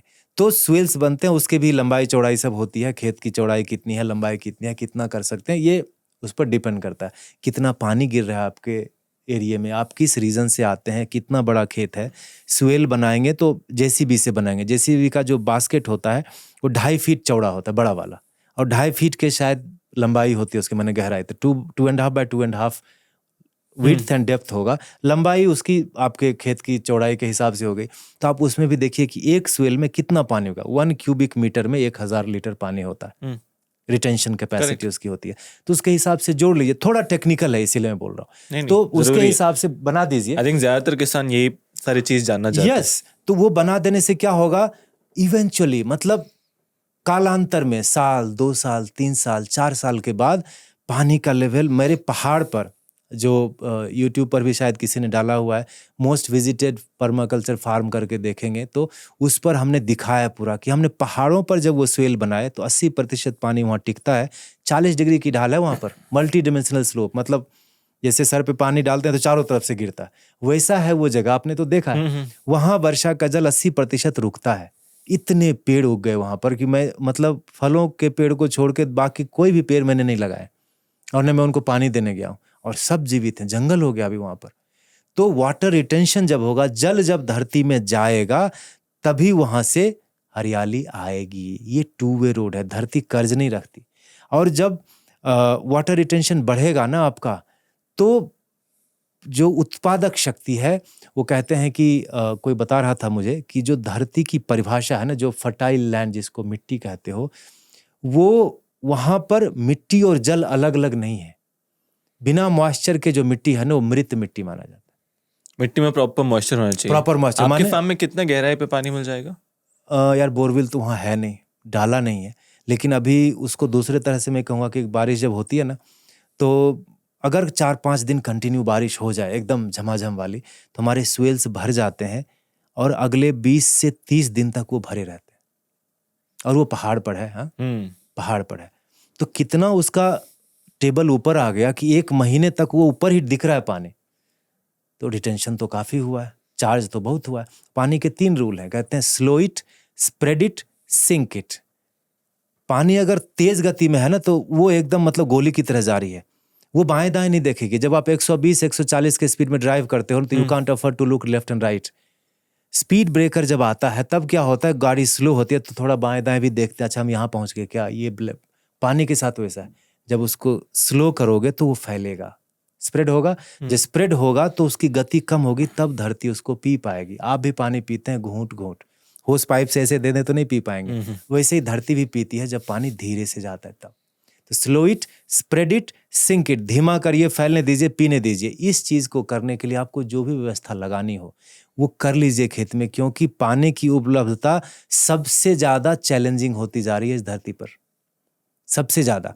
तो वो हो गया, आपने क्या उगाना है यहाँ से वो देख लीजिए। आपको क्या क्या चाहिए होता है, सब्जियां चाहिए होती है, अनाज चाहिए होते हैं, फल चाहिए होते हैं, लकड़ियां चाहिए होती हैं, पानी चाहिए होता है, बस। तो आप देख लीजिए बाउंड्री पर क्या लगेगा। अब कई जगह पर गर्मियों में आग लग जाते हैं। एक सेकंड सर, तो सबसे पहला स्टेप डिजाइनिंग में, जस्ट टू रिवाइज, कि मैं पानी को कैसे रिटेन करूं, उसके लिए आप ट्रेंचेस, स्वेल्स बनाते हैं। हाँ, स्लो इट तालाब बना मतलब लीजिए, पानी हाँ। आराम से आना चाहिए। Yes. सिंक इट मतलब जमीन में रहना चाहिए। हाँ। और तीसरा क्या था, स्प्रेड इट। स्प्रेड इट वो सेकंड वाला है। स्लो इट माने जो पानी गिर रहा है ना उसको थोड़ा ब्रेक दीजिए आप। तो ये जो स्वेल्स है ना वो उसको ब्रेक देते हैं, मतलब जा रहा था और धम से गिर गया, और गिरा तो वो गाइडेड है, दोनों तरफ गया, पता चला ना उधर जा सकते ना इधर जा सकते, तो फैल के रुक गया। और पानी रुका हुआ है तो क्या होगा, धीरे धीरे धरती उसको पिएगी, ठीक है। उसके बाद फिर 10-15 मीटर के बाद या फीट के बाद, वो डिपेंड करता है, फिर दूसरा आ गया। तो जैसे ही पानी ने गति पकड़ी फिर एक नाला मिल गया, फिर गति पकड़ी तो तालाब मिल गया, छोटा बड़ा जो भी साइज।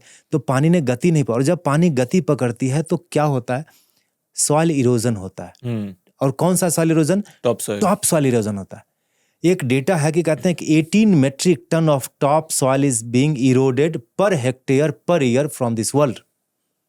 18 टन्स, हवा से उड़ता है, इतना ट्रैक्टर चलता है, इतनी मशीनरी चलती है ना, तो ऊपर की जो मिट्टी है ना वो धूल होती जा रही है। धूल और मिट्टी में फर्क है, धूल में आप कुछ नहीं उगा सकते, तो धूल हवा में भी उड़ेगा। पानी जब जोर से आएगा वर्षा का या फ्लड इरिगेशन व्हाटएवर, तो बह के जाता है। 18 टन जा रहा है धरती से, ये ग्लोबल डेटा है, कहीं कम कहीं ज्यादा। तो जब आप वो वाटर रिटेंशन जब करते हैं तो सॉइल रिटेंशन भी साथ में हो रहा है। और जब धरती की ऊपरी सतह डिस्टर्ब नहीं हो रही तो इसका माने बहुत चीजें, तभी वो नो टिलिंग वाला एक समय आएगा धीरे धीरे, और वो रिटेंशन होगा तो उपज शक्ति ऑटोमेटिक बढ़ेगी। तो हमको पहले 2-4 इंच या 10 इंच की मिट्टी को किसी भी तरह से बचा के रखना है, ज्यादा दबाव नहीं, ज्यादा क्रश नहीं करना, ज्यादा डिस्टर्ब नहीं करना उसको। तो water retention helps you in the soil retention also. बड़ी बात है ये। पहला स्टेप वाटर डिजाइन, एकदम। दूसरा स्टेप क्रॉप उसके डिजाइन। बाद हाँ, आपके रिक्वायरमेंट देख लो। पहला तो हुआ आपका रिक्वायरमेंट क्या चाहते हो। 2 एकड़ का खेत है मान लो, तो एवरेज वही है, सुना है हमने भारत में 2 हेक्टेयर के आसपास का। 1 हेक्टेयर, हाँ। 1 हेक्टेयर। तो क्या क्या चाहिए आपको, आपको लकड़ियों की जरूरत होगी। लकड़ियां कहाँ लगाओगे, बाउंड्री पर फेंसिंग तो करते हैं ना आजकल, फेंसिंग की आवश्यकता होगी। कहीं बगल में जंगल है या पड़ोसी कुछ कर रहा है तो आप फेंस करते हो, तो लाइव फेंस करो। लाइव फेंस में बैम्बू आता है, और कहते हैं बांस। अब देखो, आप अब देख ही रहे होगे भारत में इतना प्रचार हो रहा है, इथेनॉल के लिए बांस बना रहे हैं ऑल दैट।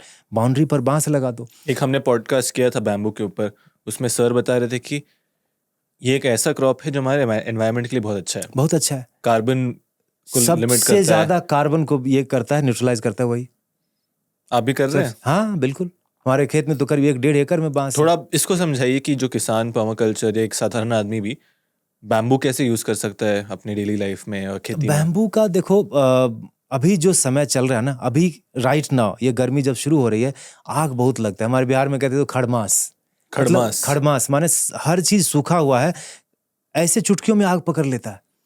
तो बैम्बू जो है ना, बांस में आग पकड़ने में लगता है 3 घंटे, ये मैंने सुना था।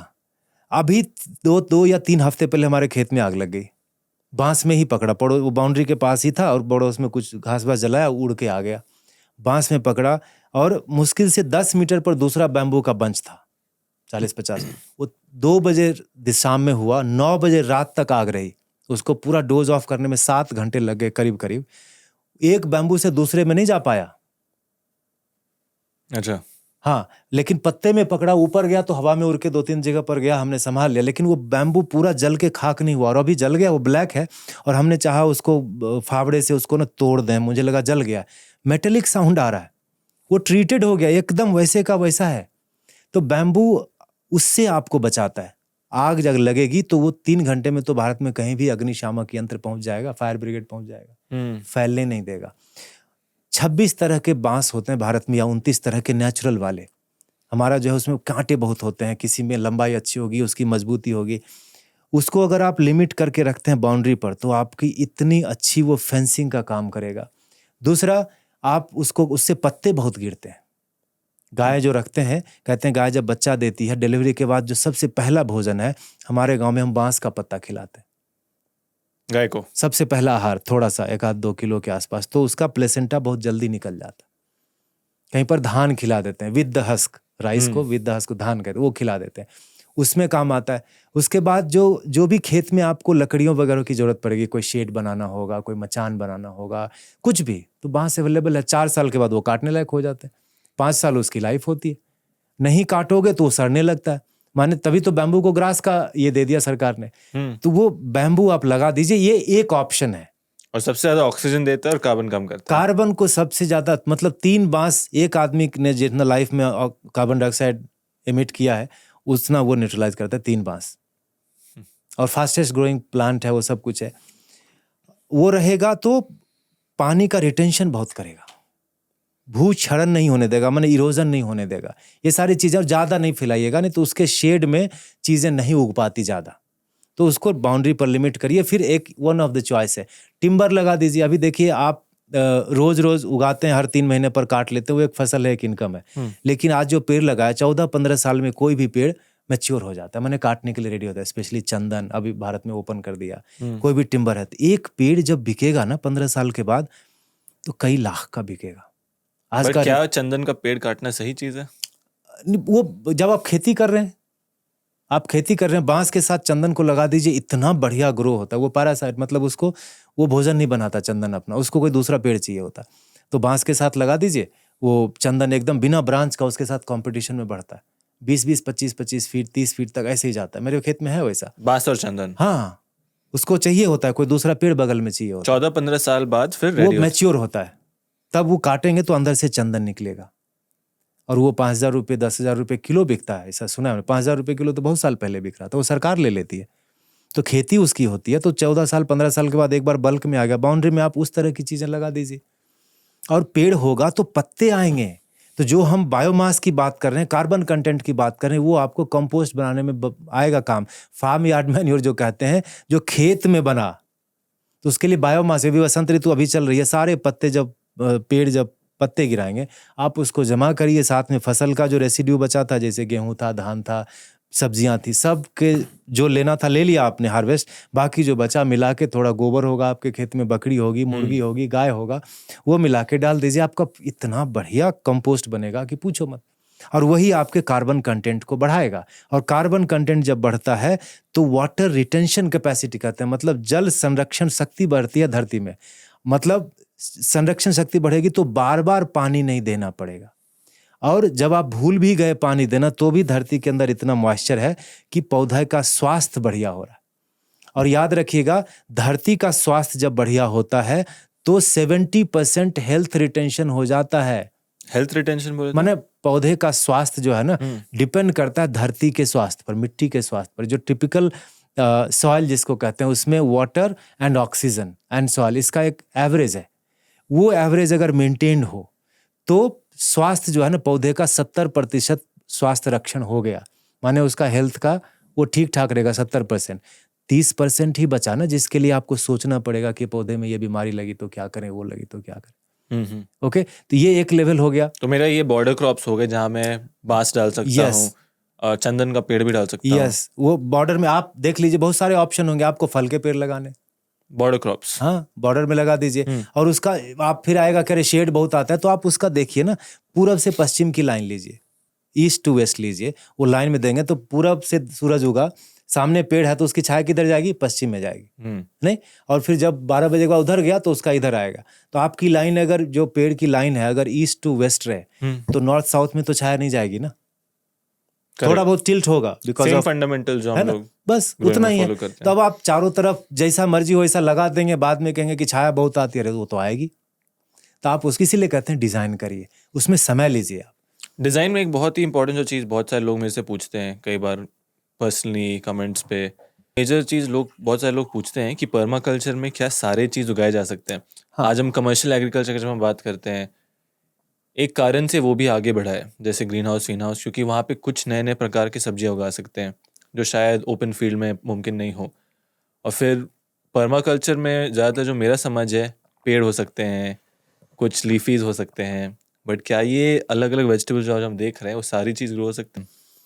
अब जो जिस तरह का खेत हम बना रहे हैं वहाँ पर दो सिचुएशन है। एक है कि आपका जो अभी जो घर है ना उसके छत पर खड़े हो तो आपका खेत दिख रहा है। दूसरा है कि आप वहाँ से गाड़ी निकालते हैं, 1 घंटा 2 घंटा लगता है वहाँ जाने में, किसी को रखा होगा वहाँ ये वो। ऐसा अगर है दूर है तो वहाँ पर एक छोटा घर बना लीजिए। और घर कहाँ बनाएंगे? घर ऐसी जगह पर बनाइए अपने खेत में जहाँ रॉकी लैंड हो या थोड़ा वेस्ट जैसा लगता हो ना, उस तरह का जहाँ पर दिक्कत आएगी उगाने में। हो सकता है जमीन जब नेचुरल है तो साउथ में खास करके वैसा है, पहाड़ मिल जाते हैं, तो ऐसी जगह पर अंडर यूटिलाइज्ड या जो लेस फर्टाइल जगह कह लो वहाँ पर आप घर बना लो छोटा सा। घर क्या है मेरा इस केस में? जो घर बनाया आपने खेत में, जो घर बनाया जहाँ पर आप ज्यादा समय बिता रहे, समझ गया, है ना, तो वहाँ खिड़की से भी दिख जाएगा, आप बाहर बैठे हैं तो भी दिखेगा। है घर ऐसा खेत में? हाँ, खेत में तो है ही है ना, जहाँ से आपकी दृष्टि हमेशा रहे उसके ऊपर, क्योंकि वो रोज मेंटेनेंस ढूंढ रहा है या फिर मेंटेनेंस की फ्रीक्वेंसी ज्यादा है, बाकी फसल से ज्यादा उसको लगता है, तो वहां रखिए। और पानी का सोर्स भी आप वहीं रखिए। कोशिश करिए आपके डिजाइन में कि तालाब या जो भी है, या बोरवेल डालते हैं आप, मैं सबको उतना सजेस्ट नहीं करता, लेकिन पहले से बोरवेल बना हुआ है, कुआं अगर है तो उसके आसपास, क्योंकि वहाँ जो भी कपड़े उपड़े धोएंगे, हाथ धोएंगे, नहाएंगे, वो पानी को गाइड करिए, उसमें नॉन केमिकल हो तो उसमें जाने दीजिए। वो एक आपका जोन हो गया, आप उसको जो भी जोन नाम दें, 0 दीजिए, 1 दीजिए, वो। दूसरा होगा क्रॉप होगा, क्रॉप जो होगा 4-5 महीने का होता है, नहीं पकेगा तब उसका हार्वेस्ट होगा, गेहूं लगाएंगे, चावल लगाएंगे, वो उसको सेकंड जोन में रखिए, थोड़ा दूर रखिए कि एक बार दे दिया, वो थोड़ा सा ग्रोन अप बच्चा है, 4वीं-5वीं हाई स्कूल में है, वो जाता है, ज्यादा सरदर्द पैदा नहीं करता, वो is almost set, almost independent, है ना। उसके बाद आप ऑर्चर्ड रखिए लास्ट वाले में, है ना, तो जैसे आम, हाँ, है ना, तो उसको एक बार लगा दिया, 2-3 साल का जब पेड़ हो गया उसके बाद तो, या 4 साल का हो गया तो फिर सीजन के हिसाब से वहाँ पर थोड़ा गिल्ड बना दीजिए, माने वो जो उसकी छाया जहाँ तक है, उसके बाद वहाँ खाना पीना उसको देते रहिए, वो अपना उग रहा है, ज़्यादा झंझट नहीं है। बाउंड्री आ गई तो वहाँ पर आप बाउंड्री क्रॉप्स लगा दीजिए, या तो फायर का ब्रेक कहते हैं, विंड ब्रेक कहते हैं, ये सारी चीज़ें कहते हैं, ये पाश्चात्य फार्मूला है। भारत में उतना आंधी तूफान नहीं आता जिससे कि आपका फसल भी उड़ जाए, यू नो, लेकिन अगर आपको ये लगाना है तो वो है तो काम करेगा, हवा को भी रोकेगा, आग को भी रोकेगा, कीड़ों के प्रवाह को भी रोकेगा, कई बार उसकी जो सघनता, उसकी डेंसिटी होगी वो भी करेगा, बायोमास देगा ही आपको, वाटर रिटेंशन भी करेगा, रूट है तो पानी का ये करेगा। ऐसे करके ये मोटा मोटा डिजाइन है, ये आपका खेत है, आपकी रिक्वायरमेंट बहुत पर्सनल है, व्यक्तिगत है, यहाँ पर जैसा मैं बोल रहा हूँ वैसा ही करना है, ये आवश्यक नहीं है, लेकिन इन बातों को ध्यान में रखना। सर अपना फार्म का उदाहरण लेकर बताइए कि ये सारे स्टेज में आपके कौन से क्रॉप्स हैं? हाँ वैसा ही है, हम हाँ वैसा ही है मेरा। ये उसमें थोड़ा डिफरेंट है कि हमारा ट्रेनिंग सेंटर है, तो हमें चीजें उस तरह से उगानी पड़ती है लोगों को दिखाने के लिए कि देखो इस पहाड़ पर ये भी हो जाता है, वो भी हो जाता है, वो भी हो जाता है ना। तो पर्पस यहाँ बदल गया है हमारा, और उसके साथ हमारा यील्ड भी मिल ही जाता है, लेकिन यील्ड आए इसके लिए हम प्लान करते हैं, वैसा हम नहीं करते। हम वहाँ भारत से, पूरे भारत और कई अलग कंट्री से भी लोग आते हैं उस जगह पर सीखने, तो हम उनको समझ में आए, वो रिलेट कर पाए, इसको वो हमारी प्रायोरिटी है, उस हिसाब से करते हैं। बट डेफिनेटली हम रहते हैं जहाँ पर पानी का सोर्स है और 2-4 लोग घूमते घामते तो रहते हैं, तो उनको एक एरिया उनको पता है कि ना जो सेमी शेड है तो वहाँ ये दे दो, पानी का जो नल लगा है वहाँ पर ये दे दो, ऐसे इस तरह से तो किया है। फॉर्मूला है, देखिए एक बाइक है, उसका कोई इसमें भी यूज़ कर ले रहा है आजकल, वो क्या बोलते हैं, वो पिकअप ड्रॉप देता है ना, जो कार की तरह कैब के जैसा हाँ, यूज़ हाँ। कर ले रहा है। कोई उसमें एक ठेला लगा लेगा उसी बाइक में, कोई बाइक में नॉर्मल काम भी करता है। तो बाइक वही है, मतलब फार्मूला वही है, आप उसको कैसे यूज़ कर रहे हैं ये आपके ऊपर है, ये आपका एकदम पर्सनल है। लेकिन ध्यान में रखना है कि मैं ना बीज के लिए बाहर जाऊँगा, ना पानी के लिए, ना फर्टिलाइज़र के लिए। तो ये तीनों अपना कर लिए तो आपका बाजार पर dependency in terms of purchase zero हो गया, ऑलमोस्ट जीरो हो गया। लेबर सबको लगता है, आपको भी लगेगा। बिजली का जैसा भी है वो सबको लगेगा, वहां पर कुछ कर नहीं सकते। और उसके बाद बाजार जब आप जाते हो तो बेचने के लिए जाना, खरीदने के लिए नहीं। अब जो भी उगाते हैं आप, वो सब का एक परसेंटेज को आप बीज बनाइए। भारत से, दुनिया से देशी बीज खत्म हो रहे हैं। और अगर आप बीज कैसे बनाते हैं? बीज तो पौधे से खुद बनता है। अब बीज, वैसे मैं हमेशा कहता हूँ कि relate with your own life. Suppose you are a teacher और आपको रेसलिंग के लिए एक टीम भेजनी है अपने स्कूल से 5 बच्चों की, और आपके यहाँ 500 बच्चे हैं, तो you think you will just pick anyone? आपके सिलेक्शन क्राइटेरिया जो है ना, बच्चा थोड़ा लंबा चौड़ा हो क्योंकि रेसलिंग में जा रहा है। सेम वे सीड बनाओगे तो पौधे को पहले हम मार्क करते हैं कि आउट ऑफ थाउजेंड्स ऑफ पालक दैट आई हैव, इतने पालक, उसमें से ये वाला ना 10 पौधे ना, देखो क्या ग्रोथ है इनकी, उनका गर्थ मतलब मोटाई देखो, हेल्थ देखो, उसको आप टैग कर दो, मार्क कर दो। फिर उसमें बीज लगे, ऑटोमेटिक लगेगा, एक समय पर छोड़ोगे, किसान को पता होता है, बीज लगेगा, फिर वो सूखेगा, फिर ऐसे करके। जो सब्जियां हैं टिपिकल, जिसमें जो फ्रूट के लेवल पे आती है, मतलब भिंडी हो गया, करेला हो गया, लौकी हो गया, वहां भी आप देखो, एक पौधा तो छोड़ा, पौधे में बहुत सारी भिंडी लगेगी। अगर भिंडी है तो उसमें भी भिंडी को देखना जो सबसे बढ़िया सॉलिड वाला आ रहा है, हो सकता है पहला 2 में नहीं हो, तीसरा हो, तो उसको मार्क करिए। लौकी में भी वैसे ही, सारे में, करेले में वैसा है, जो एकदम सबसे बढ़िया वाला हो उसको आप छोड़ दीजिए, कुछ मत करिए। पौधा सूखेगा, मरेगा, वो भी सूखेगा, बाद में उसको काट के रख लीजिए, छाया में सुखाइए, और फिर उस बीज को आप यूज करिए, तो वो होता है हायर ब्रीड। वहाँ ब्रीड को आप इम्प्रूव कर रहे हैं, best of the best, best of the best. ऐसे सतत करते रहने से आपकी जो क्वांटिटी वाला जो दर्द है ना, वो भी नलीफाई होगा धीरे धीरे। ओके।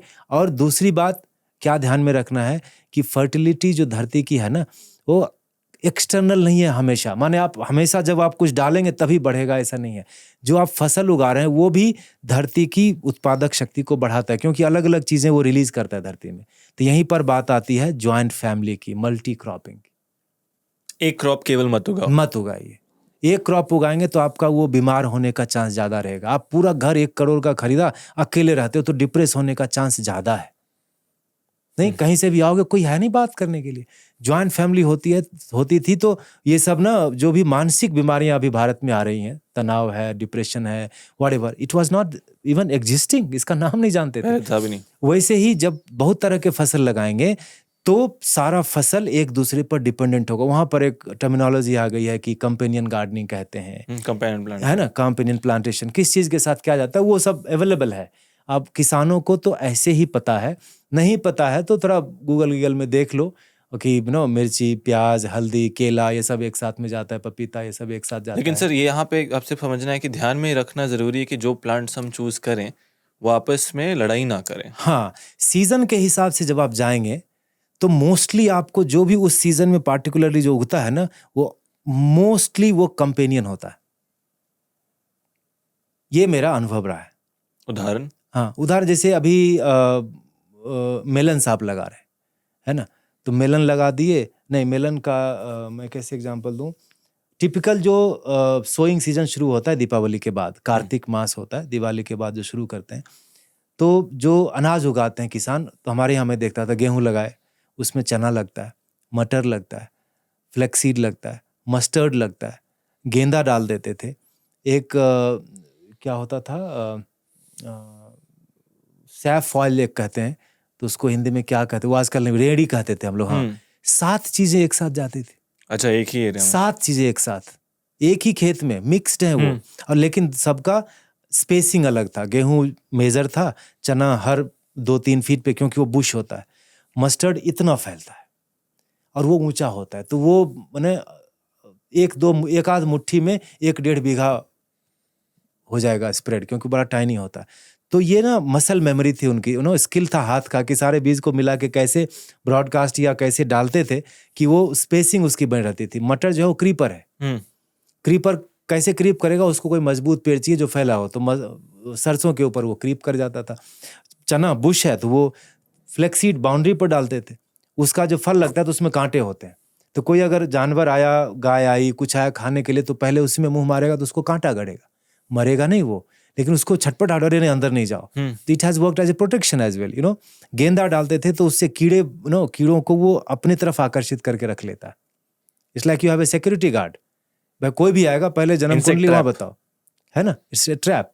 तो वो डालते थे। ये सारी पुरानी प्रैक्टिसेस हैं, इसीलिए शुरू में मैं उसको ऐसे ही पर्माकल्चर को रिलेट करता हूँ कि ऑब्जर्व एंड इंटरेक्ट। ये सारी चीजें पता कैसे चलेंगी, ऑब्जर्व करोगे, बातें करोगे लोगों से, तब पता चलेंगी, है ना। तो ये मोटा मोटा पर्माकल्चर का प्रोसेस फ्लो होना चाहिए। अब यहाँ पर सारा का सारा ध्यान है मिट्टी को बनाने। अब आप ये सब डिजाइन कर लिया, आपने पानी का व्यवस्था कर लिया, मिट्टी तो जैसी है वैसी है अभी, या तो प्रीवियस ओनर ने या आपकी प्रीवियस प्रैक्टिस ने उसमें बहुत केमिकल डाला, या ऐसे ही था, अब उसको बढ़ाना है, इम्प्रूव करना है। तो क्या करोगे, तो फिर वहां पर आता है जितना ज्यादा से ज्यादा बायोमास आप डाल सको धरती में।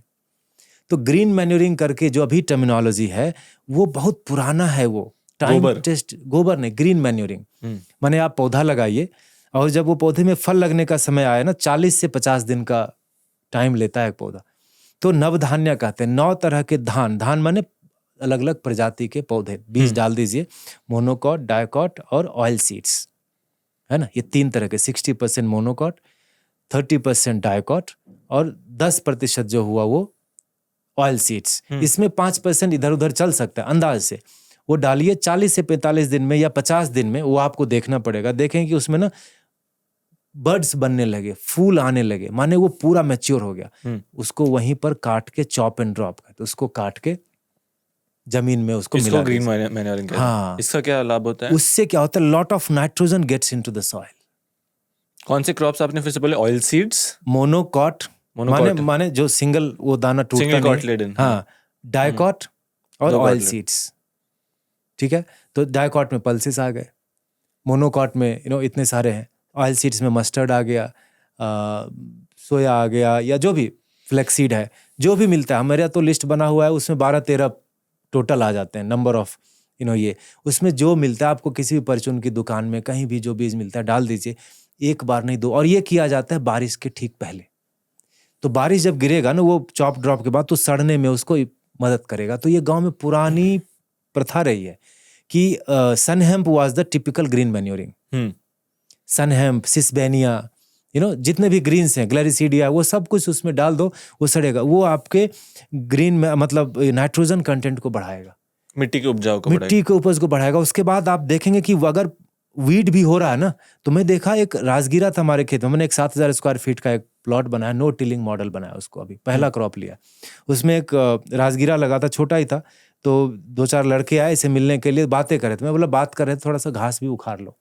तो आजकल का तो दिक्कत ये है ना कि पौधे को पहचानते नहीं। वो ना उसने क्या किया, वो राजगिरे को उखाड़ लिया। वो वीड जैसा ही था, मतलब मैंने प्लान लगाया नहीं था, वो उखाड़ा तो खींचता जा रहा है, इतना बड़ा उसका रूट निकला, इतना बड़ा रूट निकला। अब सोचो वो जो अंदर का जो सॉइल है वो कितना लूज होगा, कितना हेल्दी होगा कि रूट इतना ग्रो हुआ। मैंने इसको शूट किया, इसको शूट करके रखा हूं, मैं देखूंगा कभी किसी दिन कोई अगर मिला टेक्निकल आदमी तो चढ़ा दे। रूट का ग्रोथ हुआ तो शूट का भी ग्रोथ होगा। अभी आप देखो ना, जो गमले रखते हैं लोग, जो मैं बिगिनर लेवल जो सिखाता हूँ कि गमले में कैसे उगाएं, लोग कहते हैं हमारे गमले में ना मिट्टी खरीद के लाया जी, गमला खरीद के लाया, तुलसी जी भी नहीं उगती। तो मैं बोलता हूँ वो मिट्टी में उंगली घुसती है क्या आपकी? तो नहीं, वो तो इतना जाता है आधा इंच, उसके बाद तो कड़क होता है। मतलब जिसमें उंगली नहीं घुस पा रही उसमें रूट कैसे ग्रो होगा? तो अच्छा मिट्टी का ये होता है कि मेरा उंगली घुसना चाहिए। कहते हैं सारे जो पंच तत्व हैं, 5 elements, in every element all the 5 elements are available, ऐसा वेद कहता है। आप देखो धरती है, अपने आप में एक तत्व हुआ, उसमें आप उंगली डालो तो उंगली घुस रही है, माने उसमें स्पेस है। दूसरा तत्व हो गया, आप उंगली डाले हो तो ठंडा लग रहा है, फर्टाइल सॉइल का वो परिभाषा, तो माने वाटर रिटेंशन हो गया। उसके बाद जहां स्पेस है वहां क्या होगा? हवा होगी, एयर हो गया ना, 4 हो गए। अब बच गया फायर एलिमेंट। वो कैसे पता चलेगा? आप जब बीज डालोगे उसमें तो वो जर्मिनेट होगा, तो root follows the gravity, shoot fights the gravity. तो जो वो है फायर एलिमेंट, जो बीज को अंकुरित करके उसको ये शक्ति देता है कि बेटा तुम ऊपर जाओ, इसको नीचे जाने दो। तो हो गया ना पांचों तत्व एक धरती में, उपज शक्ति मतलब जो उपजाऊ है उसमें। तो आप इस चीज को बढ़ाओगे जब, तो आपका रूट का ग्रोथ बहुत होगा, रूट का ग्रोथ हुआ तो शूट का ग्रोथ होगा। तो मैं इसीलिए कह रहा था कि जो फसलों के अराउंड जो बातचीत होती है उससे थोड़ा नीचे जाइए, धरती पर काम करिए, कार्बन कंटेंट को बढ़ाइए। I tell you, more than 50 places, अभी जो हमने जो ट्रेनिंग वगैरह दिया है, 1 से 1.5 साल के अंदर या मैक्सिमम 2 साल में 50 ऐसे मॉडल होंगे in the range of may be 1 एकड़ टू 10 एकड़, 30 एकड़, 1 to 30, जहां पर सरप्लस उग रहा होगा, मतलब आपके जरूरत से ज्यादा उग रहा होगा, और जो ज्यादा उगेगा उसको क्या करोगे, बेचोगे, है ना। तो प्रॉफिट और लॉस वहां डिसाइड होता है कि आप बेच कितना पा रहे हो और किस रेट में बेच पा रहे हो।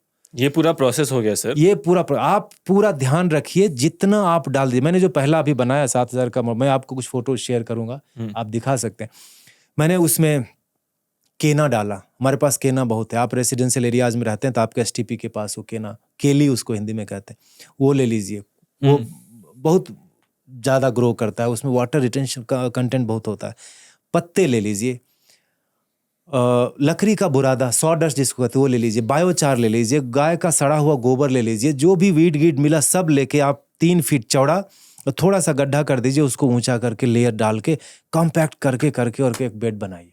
खूब डालिए उसमें बायोमास, जो ज्यादा समय लेगा सड़ने में वो नीचे जाएगा, जो कम लेगा वो कंपैरेटिवली ऊपर की तरफ होगा। उसके बाद थोड़ा सा उसमें आप स्टोन डस्ट डालिए, नमक की तरह, बहुत हल्के से, तो जिप्सम और ये वो जो पोटास वगैरह होता है उसमें मिल जाएगा। उसके बाद बगल की मिट्टी चढ़ा दीजिए 3 इंच 4 इंच बस, और उसके ऊपर आप अपने हिसाब से जो आपको पता हो कि कौन कौन सी फसल एक साथ में जाएगी, आप सब डालिए। मैंने उस 7,000 स्क्वायर फीट में सरफेस पर 7 क्रॉप डाले और बाउंड्री पर 5 डाले, 12 क्रॉप डाले। मैं जनवरी और फरवरी में 2 महीने में 700 किलो से थोड़ा ज्यादा चीजें हार्वेस्ट कर चुका हूँ। 700 किलो ये 2 महीने में? हाँ, 2 में, जनवरी और फरवरी सारे अलग अलग क्रॉप्स मिला, अलग अलग। जुकीनी था, पालक था, मूली था, और एक रायो होता है, नेपाली सरसों कहते हैं, वो सरसों का पत्ता ना 2 फीट तक जाएगा लंबा, 1 फीट चौड़ा, वो था। ये हार्वेस्ट। धनिया था, उसका मैं बीज बना रहा हूँ। जितने भी पालक वहां पर उगे, मतलब उसकी हाइट इतनी सी हो गई है, and they will give me hell lot of seeds. अब सीड का रेट, पालक के सीड का रेट देखिएगा, देसी वाला टिप एकदम नेचुरली पर्माकल्चर से होगा, उसका रेट क्या लगेगा?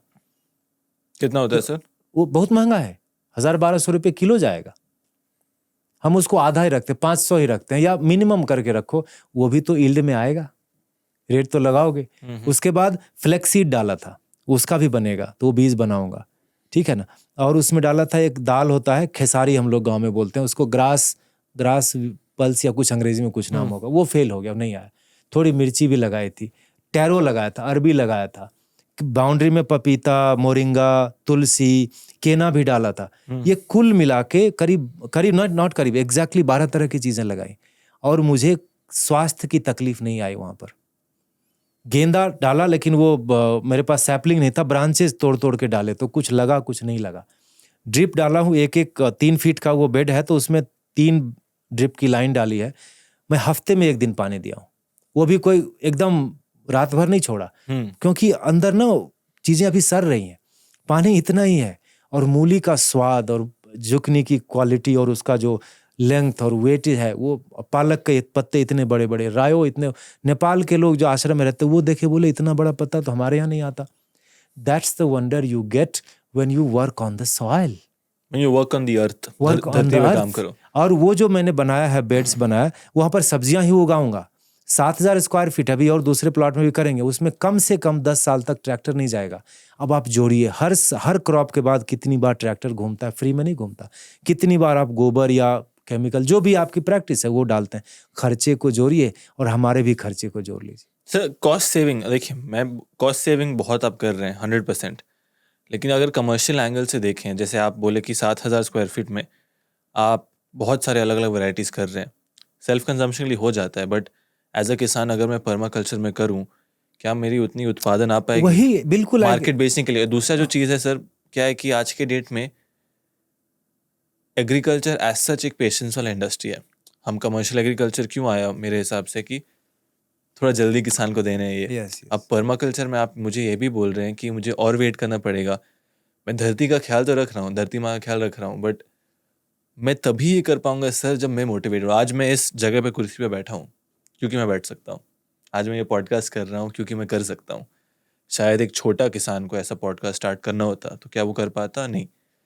तो नेचुरल फार्मिंग, पर्माकल्चर मैं ज़रूर करूँगा, मैं खुद प्रमोट करूँगा, प्रोवाइडेड आज कंज्यूमर किसान को उसके मेहनत के लिए वो प्राइस दे सके और किसान को कुछ उसमें बिजनेस दिखे सर। जब तक Yes. किसान वो बिजनेस नहीं देखेगा, यस वो आपका बात सुन लेगा, खुश एकदम। करेगा, कमेंट करेगा, फिर वो जाके एकदम स्प्रे मारेगा। इसीलिए मैं बोला कि मैं शुरू बोला ना, हड़बड़ी में नहीं रही। हड़बड़ी में मैं ये नहीं बोला कि आप उगाने में हड़बड़ी में नहीं रहिए, मैं बोला डिज़ाइन करते वक्त हड़बड़ी में नहीं रहिए। क्योंकि आप जो घर बनाए हो ना, जब एक बार वो डिज़ाइन पक्का हो गया तो घर बन गया। अब कल को थोड़ा अरे यार ऐसा नहीं करना था, ये दीवार ना उधर रहना था। तो इसमें समय लगा ना कि भाई एक्सपर्ट को बुलाया, आर्किटेक्ट आया, सब किया, तो समय लिया ना। मैं उस समय की बात कर रहा था जब उगाने लगे। मैं तो कह रहा हूँ ना कि दिसंबर में सोइंग करी, या हाँ दिसंबर फर्स्ट वीक के आसपास, या नवंबर में किया होगा, जो भी था। 1.5-2 महीने बाद जब आना शुरू हुआ तो 7,000 स्क्वायर फीट मैंने छोटा मॉडल बनाया। आप देखिए, मेरा सक्सेस है, आपका सक्सेस होगा। तो छोटे से शुरू करके तो देखो, हम डिबेट करके एक लॉजिक को दूसरा बेटर लॉजिक काट सकता है, फिर Correct. तीसरा और बेटर लॉजिक काट सकते हैं। तो हमको इससे हासिल तो कुछ नहीं होगा, आप छोटे से जगह पर करके तो देखिए। सर लेकिन एक और मेरा, आप जो कहते हैं मैं 100% एग्री करता हूँ, बट मेरा ये भी मानना है जो हिस्ट्री से हम आ रहे हैं, जहाँ किसान आ रहे हैं, वो किसान उगाता था, बेचने में हमेशा स्ट्रगल करता था। बट आज के जो मॉडर्न किसान है, हम बोलते हैं आप किसान नहीं हो, आप एंटरप्रेन्योर हो। आप आज एक एंटरप्रेन्योर को देखो तो वो सब कुछ कर लेता है सर। उगाता है, प्रोडक्शन करता है, ऑपरेशन करता है, मार्केटिंग करता है, सेल्स करता है।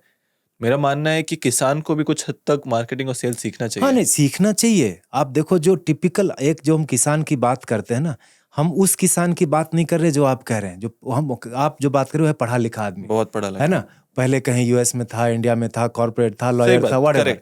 उसके बाद वो इसमें आ रहा है तो वो 10 चीजें जानता है। एग्जैक्टली आपने हमारे मुंह की बात छीनी। हमारी जो ट्रेनिंग है ना, ऐसे लोगों को फ्यूचर फार्मर्स बनाते हैं कि भाई ये इसकी दुनिया देखी हुई है, ये कर सकता है। लेकिन जो हम अगर टिपिकल किसान भारत के देखें तो उनको उगाने में कभी लॉस नहीं हुआ। Chemical and non chemical that will sit and debate. बेचने में लॉस या प्रॉफिट होता है भाई। भाव तो नहीं मिला। भाव किसको? तुम जहां देने जाते हो वहां भाव कभी नहीं मिलेगा।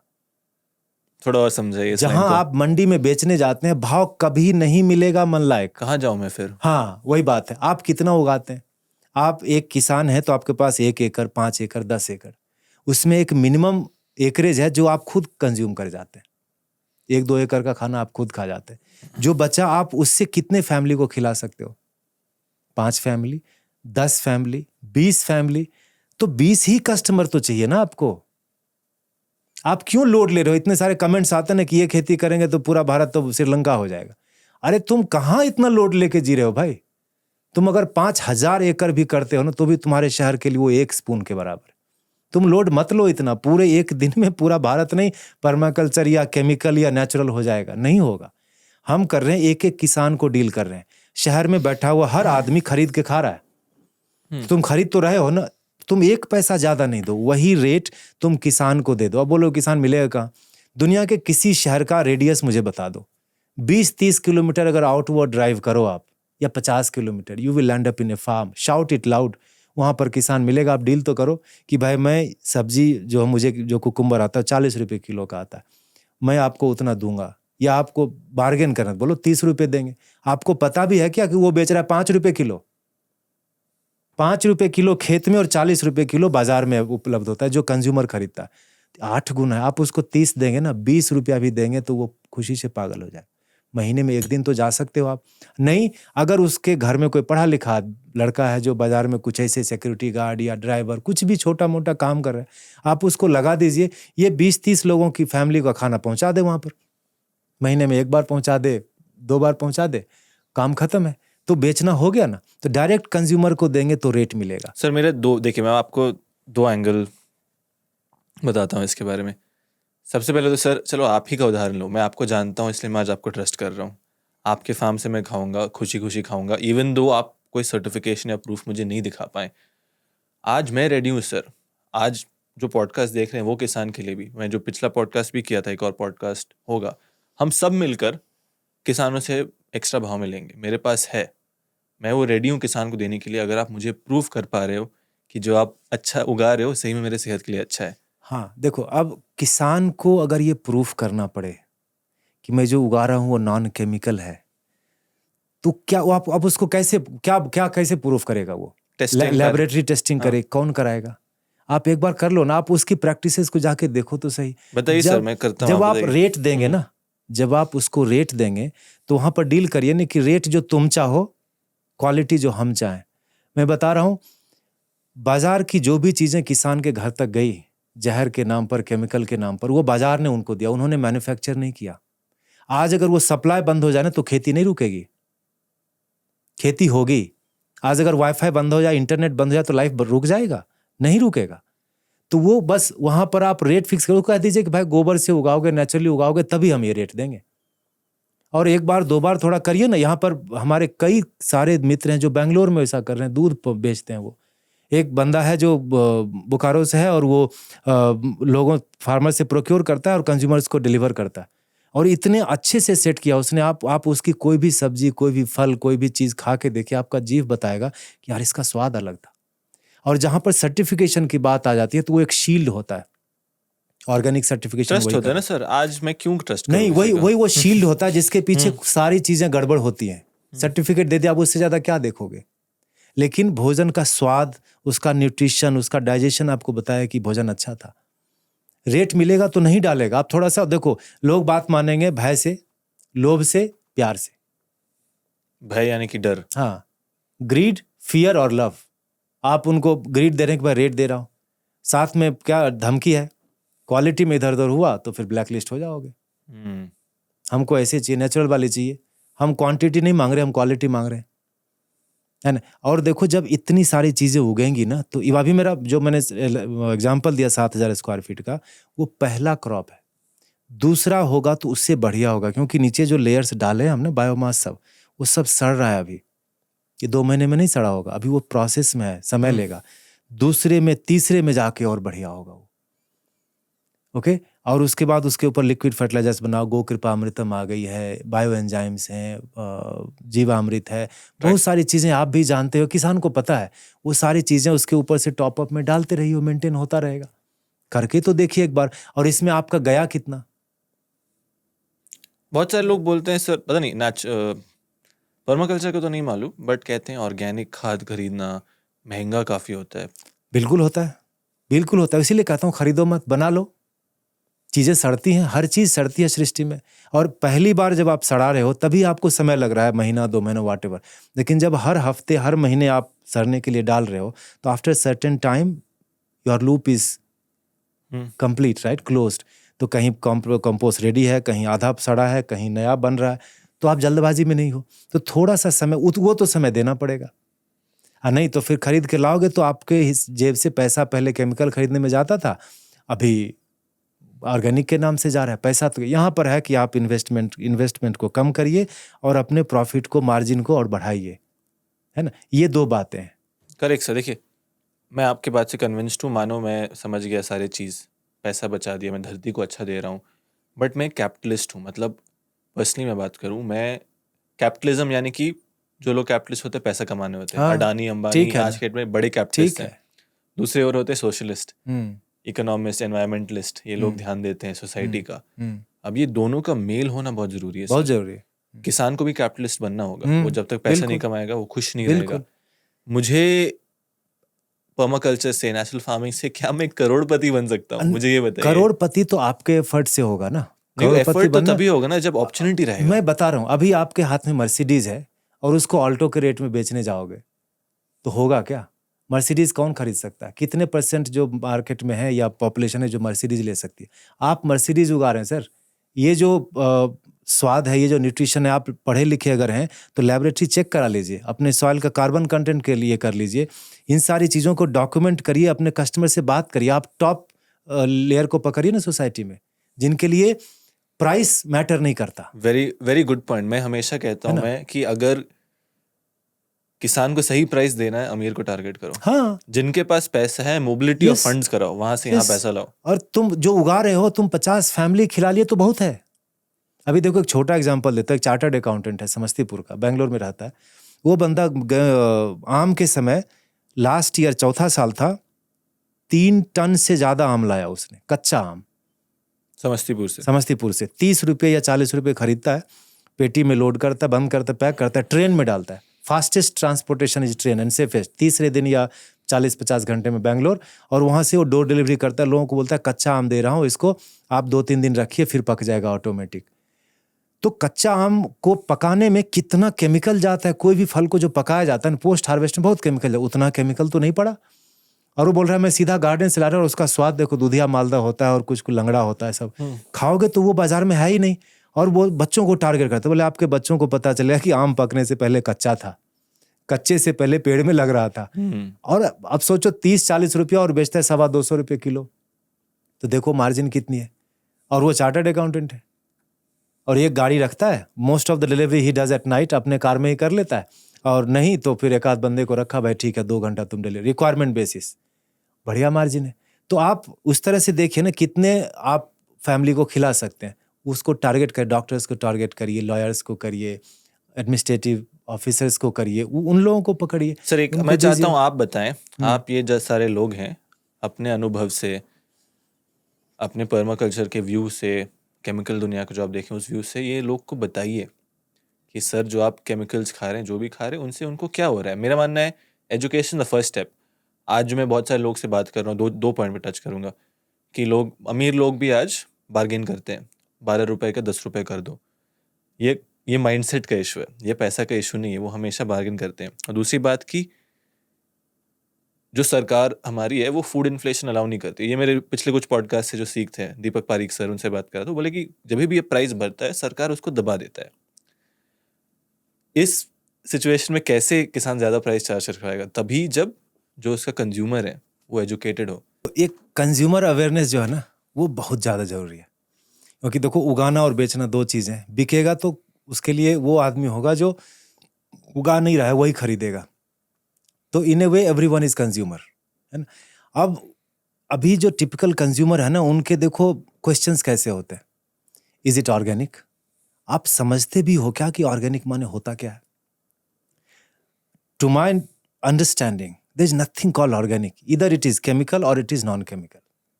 Is that's what organic is, no? Organic शुरू ही किया उसी आदमी ने जिसने भारत में केमिकल फार्मिंग लाई, ग्रीन रिवॉल्यूशन, उसी का शुरू किया हुआ ऑर्गेनिक फाउंडेशन। तो वहाँ पर केमिकल्स अलाउड होते हैं एक अलग फॉर्म में, नेचुरल फॉर्म में एंड ऑल दैट। ऑर्गेनिक जैसा कुछ नहीं है, या तो केमिकल डाला है या नेचुरल है, ये 2 ही चीज़ें। और नेचुरल और ऑर्गेनिक दोनों एकदम अलग चीज़ें हैं एग्रीकल्चर में, कंप्लीटली अलग चीज़ है। नेचुरल है जहाँ पर सब चीज़ें आपकी अपनी हैं, जैसे कहा ना, अपने बीज बनाया, ये किया, ओके। ऑर्गेनिक में आप देखो, ये वाला ये खरीद के ले आओ, बीज हम देते हैं, या ऑर्गेनिक आप क्या बोलते हैं वो, वर्मी कंपोस्ट ले लो, तो आप ये वाला ले लो, ये हमने बायो फर्टिलाइजर ले लो। Ultimately farmer is becoming a client, और वहाँ पर चीज़ें लोग फैक्ट्री में बनाते हैं और उनको बेचते हैं, कभी केमिकल के नाम से, कभी ऑर्गेनिक के नाम से। और वहाँ पर आप देखो, जब मैं एकदम लास्ट लेवल की बात करूं, जहां यूज हो रहा है, खेत में जा रहा है, वहां जाके देखो तो गोबर में यूरिया मिला के डालने वाले कितने किसान को मैं जानता हूं, जिनके पास सर्टिफिकेट है। एक कंज्यूमर सर्टिफिकेट से ज्यादा क्या ही देख लेगा, है ना। लेकिन नेचुरल जो है वो एकदम अलग है। एक आचार्य देवव्रत जी हैं, अभी गुजरात के राज्यपाल हैं, वो आए थे आश्रम कुछ महीने पहले। वो खुद एक किसान है, उनका 200 एकड़ के आसपास का खेत है, नेचुरल फार्मिंग करते हैं हरियाणा में, वहाँ से हैं वो। उन्होंने करीब 40 मिनट तक बात करी कि नेचुरल फार्मिंग और ऑर्गेनिक में क्या अंतर है। वो लोगों को सुनना चाहिए, उपलब्ध है वो यूट्यूब में ना, एकदम डिस्टिंक्ट, क्लियर कट, मतलब बिना पलक झपके, बिना एक ब्रेक के आप सुनोगे वो। तो ये कंप्लीटली 2 चीजें हैं। अब तो दूध को भी ऑर्गेनिक कर दिया, अमेरिकन स्टाइल ले आया कि गाय जो है उसको केमिकल घास खिलाओगे तो केमिकल दूध निकलेगा, ऑर्गेनिक घास खिलाओगे तो ऑर्गेनिक दूध निकलेगा। अरे गाय वो यूटिलिटी नहीं है, वो मशीन नहीं है। तो लेकिन सर इसमें गलत क्या है? इसमें अब देखो, तो नेचुरल वो नहीं रहा ना, गलत इसीलिए है। नेचुरली तो है ना, अच्छा खाना नहीं खिला रहा हूँ। नहीं, तो अल्टीमेटली अब किसान को जो आप प्रॉफिट की बात कर रहे हो, प्रॉफिट कैसे आएगा? सेविंग से आएगा ना। It's not about how much you earn, it's about how much you save. ये बेसिक फंडा तो है ना। तो हम वही कह रहे हैं ना कि आप जो खर्चा कर रहे हो, पहले आपका पैसा वहां जाता था, आज आपका पैसा वहां जाता है एज ए फार्मर, तो फिर बदला क्या? क्या बदला? बदला ये कि यहाँ पैसा खर्च करने के बाद मैं और पैसा चार्ज कर पा रहा हूँ। जैसे ऑर्गेनिक मानो, मुझे ये समझाइए कि मेरे पास अगर गाय है, तो अगर मैं उसको ऑर्गेनिक फॉडर खिला रहा हूँ, एंटीबायोटिक्स नहीं दे रहा हूँ, तो इसमें इसमें आपके हिसाब से हाँ, कुछ अभी वहाँ गाय वाला एक टॉपिक अलग हो जाएगा, उसके लिए एक आध बार और बैठना होगा। यहाँ पर गाय जो है वो अलग अलग है, वो जर्सी है, वो गाय नहीं है, वो एकदम अलग है। देसी वाला जो है वो गाय है। दोनों के कैरेक्टरिस्टिक्स, दोनों के जो भी डाइजेस्टिव सिस्टम है, उनका जो पूरा लाइफ स्पैन है, उनके जो दूध की क्वालिटी है, वो एकदम अलग है। मोटा मोटा बता दूं कि भारत में दूध को जानवरों पर आधारित विभेद रखा गया था। Classification was based on cattle. भैंस का दूध अलग है, गाय का दूध अलग है, बकरी का दूध अलग है, ऊँटनी का दूध राजस्थान में पीते हैं वो अलग है। कर्नाटक में गधी का भी दूध बेचा जाता है बच्चों के लिए, हुपिंग कॉफ का एकमात्र उपाय दवाई है वो, है ना। तो ये सारे दूध A2 हैं। अब कभी भी गाय और भैंस के दूध को मिला के नहीं पिया किसी ने, अभी भी नहीं पिएंगे। लेकिन जब दो ही कंटेनर है, A1 और A2, A1 जो है वो जर्सी वाला है, जर्सी की 32-36 प्रजातियां हैं। एक प्रजाति का नाम ही है बीफ मास्टर, हॉलिस्टाइन फ्रीजियन, जर्सी, बहुत सारी चीजें। वो हो गया सारा, A1 में चला गया, एग्रीड। A2 में तो 4 से मिनिमम 3 है, गाय भैंस और बकरी, तो तीनों दूध एक में चला क्योंकि वो A2 है। तो अब वो तीनों मिला के पिएंगे क्या? तो मुझे ये A1 A2 भी झोल जैसा लगता है। और अभी रिसेंटली में एक बहुत बड़ी कंपनी ने, जिसको व्हाइट रिवॉल्यूशन का जनक कहते हैं, उन्होंने A2 बफेलो मिल्क लॉन्च किया। तो उसके पहले बफेलो A2 दूध नहीं देती थी। आप समझ पा रहे हैं मैं क्या कहना चाह रहा हूं? तो जो पुराने क्लासिफिकेशन जो टाइम टेस्टेड थे, उसको आप इंडस्ट्री का ये ला के इतना कंफ्यूजन पैदा कर दिया। और आप देखो उसके रिजल्ट में कितने हार्मोनल इम्बैलेंस हो रहे हैं। कंज्यूमर्स को मैं यही कहना चाह रहा हूँ कि आपका भोजन का जो आपने टीवी देख देख के जो खरीदना शुरू किया ना, कि ऑर्गेनिक है तो सर्टिफाइड है तो A2 है तो A1 है, आप देखो एज ए रिजल्ट। हमारा एक दोस्त है देहरादून में, उसकी बुआ का पोता 5वीं क्लास में, और उसका फुल्ली ग्रोन बियर्ड है। फुल्ली ग्रोन 5वीं क्लास का बच्चा कितने साल का होगा? 9 साल। खोज नहीं हो सकता? हाँ, जेनेटिक जीन में नहीं, उसके माँ बाप को तो ऐसा कुछ नहीं था। अभी 7-8 साल की बच्चियों की माहवारी शुरू हो रही है, और ये बहुत फ्रीक्वेंट हो रहा है। हार्मोनल इम्बैलेंस देखो ना कितना, देखे बच्ची लड़कियों में आजकल वो ये बाल आना कितने सब शुरू हो गए। PCOD का इतना बीमारी सब चल रहा है। आप कह रहे हैं ये भी खेती से लिंक्ड है? बिल्कुल पता है। पहला है आहार, आहार और विहार, पहला 2 है। तो भोजन को मेडिसिन नहीं बनाएंगे तो मेडिसिन फिर भोजन बन गया ना। अभी तो वही हो रहा है। तो आप you become what you eat, इसको तो मानते हो ना भाई? 100%, 100% ना। 200%। और अंग्रेजी में कहा you become what you eat, Hindi में क्या कहा? जैसा अन्न वैसा मन। इन्होंने नहीं कहा जैसा अन्न वैसा शरीर। तो आपके माइंड के, मन के व्यवस्था को भी प्रभावित करता है आपका भोजन। तभी बात आती है सात्विक, तामसिक, राजसिक भोजन की। तामसिक भोजन खाओगे तो एंग्री रहोगे, गुस्से में रहोगे, वो मन की अवस्था है, शरीर का नहीं है, मन से गुस्सा होता है। राजसिक खाओगे आलस बढ़ेगा, आलस बढ़ेगा तुम्हारे से कोई काम ही नहीं होगा, ठीक है जी कल कर लेंगे। सात्विक खाओगे तो बैलेंस में रहेगा, तब आपके हाथ से, आप एज ए ह्यूमन बीइंग आप अच्छे काम करने की आपसे संभावना है, आपसे आशा है कि आप जहां जाओगे अच्छा करोगे। किसी आदमी से ये एक्सपेक्टेड नहीं है कि जाएगा तो गड़बड़ करके आएगा। तो वो भोजन की क्वालिटी वहां पर डिफाइन होती है, और वो भोजन की क्वालिटी होगी जब सही से उगाया जाएगा तब। और जब सही से कब उगे? जब किसान जो है ना वो निश्चिंत है। आप बुक कर लो ना, आप सारी चीजें, आप आईफोन लॉन्च हुआ तो आपने प्री बुक किया कि नहीं किया? कार की बुकिंग करते कि नहीं करते? डिलीवरी अगले साल होगी।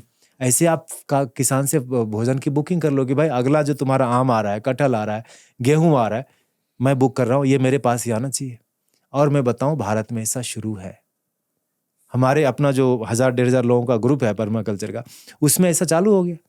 करीब 8-10 लोग हैं जिनके पास जमीन ज्यादा है, अपने खाने से ज्यादा जमीन है, और वो बोल देते हैं ग्रुप में कि भाई मेरे पास गुड़ इतना अवेलेबल है, घी इतना अवेलेबल है। किसी को कोई डाउट नहीं होता है, क्योंकि they are all from same school of thought. तो कॉम्प्लिकेशन करना नहीं है, उतना है नहीं कॉम्प्लिकेट मुझे लगता है। ये ना बड़ा बड़ा बात करके बड़ी बड़ी समस्या को एक छोटे किसान के सर पर रखे, हमको लगता है एक किसान पूरे भारत को प्रभावित करने वाला, ऐसा नहीं है। आप एक एक करके डील करिए ना, पॉलिसी जब बनेगी तब बनेगी, और बन भी रही है। अभी तो कितना 5,000 करोड़ का शायद बजट आया है नेचुरल फार्मिंग के ऊपर। अभी यूनिवर्सिटीज़ को बोला गया है कि आप सिलेबस बनाइए नेचुरल फार्मिंग का। एग्रो फॉरेस्ट्री के इतने सारे प्रोजेक्ट प्रधानमंत्री ऑफिस से आए हैं कि हर डिस्ट्रिक्ट में इतने होने चाहिए। धीरे धीरे हम मूव कर रहे हैं उसमें। हम अपना योगदान क्या दें एज ए कंज्यूमर? अगर हम रेडी हो जाएं कि ये 1200 फैमिली का ये विंग है, और अगर वो लोग एक गांव को जाके अडॉप्ट कर लें, या एक किसान कोई पढ़ा लिखा हमारे तरह हो, आपके तरह हो, लड़का जाए कि चलो इसमें से हम 50 फैमिली को मैं खिला सकता हूँ, वो खिला सकता है। क्वालिटी की हम गारंटी लेते हैं। आप हमको दाम दे दीजिए, बस जो बाजार में आप दे रहे हैं आप वही दीजिए। मैं ज़्यादा नहीं मांगता, वो गाना है ना चांद तारे तोड़, मैं वो इतना ही जो तुम बाजार से ले रहे हो। भाई 40 या 50 रुपये किलो कि 55 रुपये किलो आटा बिक रहा है अभी, नॉर्मल वाला, आशीर्वाद या जो भी, मतलब मैं किसी कंपनी का नहीं कर रहा। और किसान का 22 रुपये गेहूं बिकता है, वो मैक्सिमम होता है रेट। तो कहाँ 22 रुपये और कहाँ 55 रुपये। अगर पिसाए, पैक किए, ट्रांसपोर्ट किए तो 10 रुपया और, तो 32, और कहाँ 55। 17-18 रुपये का उसको ये मिल जाएगा, तो फिर करेगा ना अच्छे से। बात वो है। और जब ऐसा करेंगे तो भोजन की गुणवत्ता डिपेंड करती है अच्छे बीज पर, क्योंकि बीज में स्मृति होता है। Seeds have memory, seeds have nutrition. बीज जो होगा वो ऐसे ही कभी जर्मिनेट नहीं हो जाता है। हल्दी और अदरक को देखो, 8 महीने का क्रॉप होता है, अक्षय तृतीया से उसको लगाते हैं, अभी आएगा 1-1.5 महीने में वो फेस्टिवल। अब वो जर्मिनेशन का समय आया। सही से रखो हल्दी और अदरक को, तो जर्मिनेट नहीं हुआ होगा पहले, वो तब अभी जमीन में डाल दो फिर भी जर्मिनेट होगा उसी समय। क्यों? उनके पास अपनी मेमोरी है।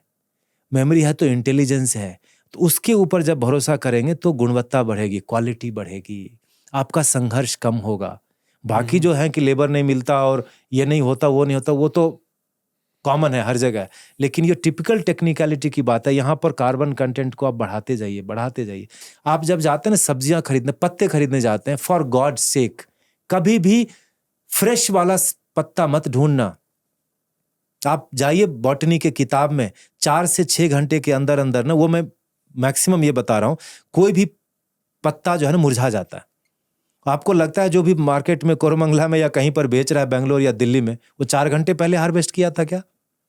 कितनी दूर से कहीं से लेके आए, प्रीवियस नाइट बंडल बनाया, लोड किया, ट्रांसपोर्ट किया, वहां पर रात में पहुंचा, खाली किया, दुकान लगाया, सुबह से आप लिया, शाम में फिर आपके फ्रिज में रखा रह गया।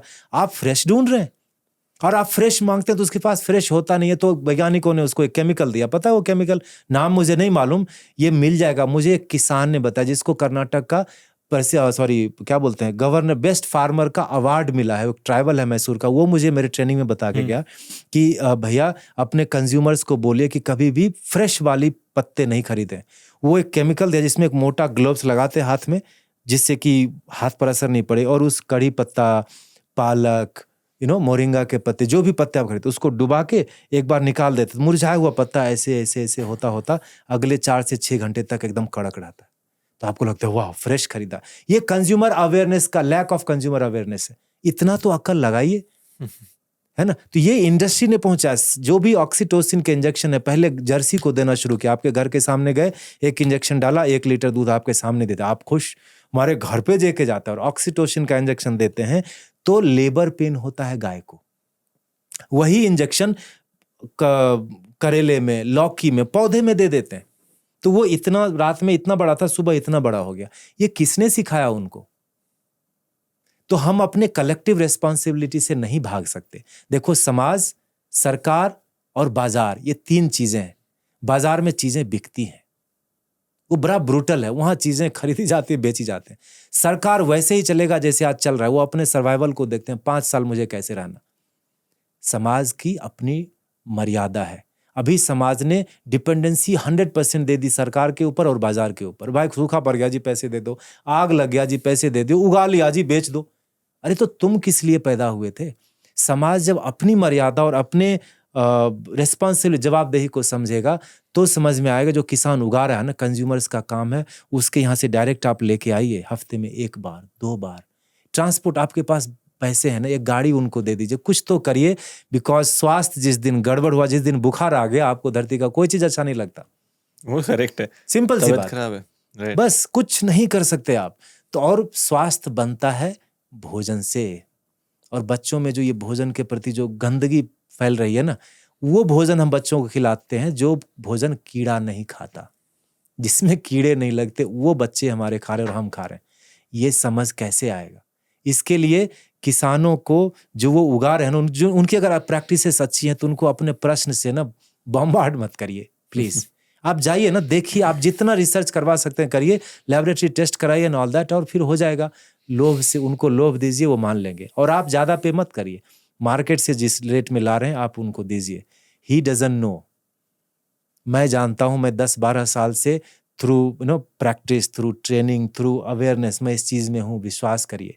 5 रुपए किलो का खीरा 40 रुपए बिक रहा था सेम डे। जो खेत में 5 रुपया, वहां 40 रुपया, इतना मार्जिन है।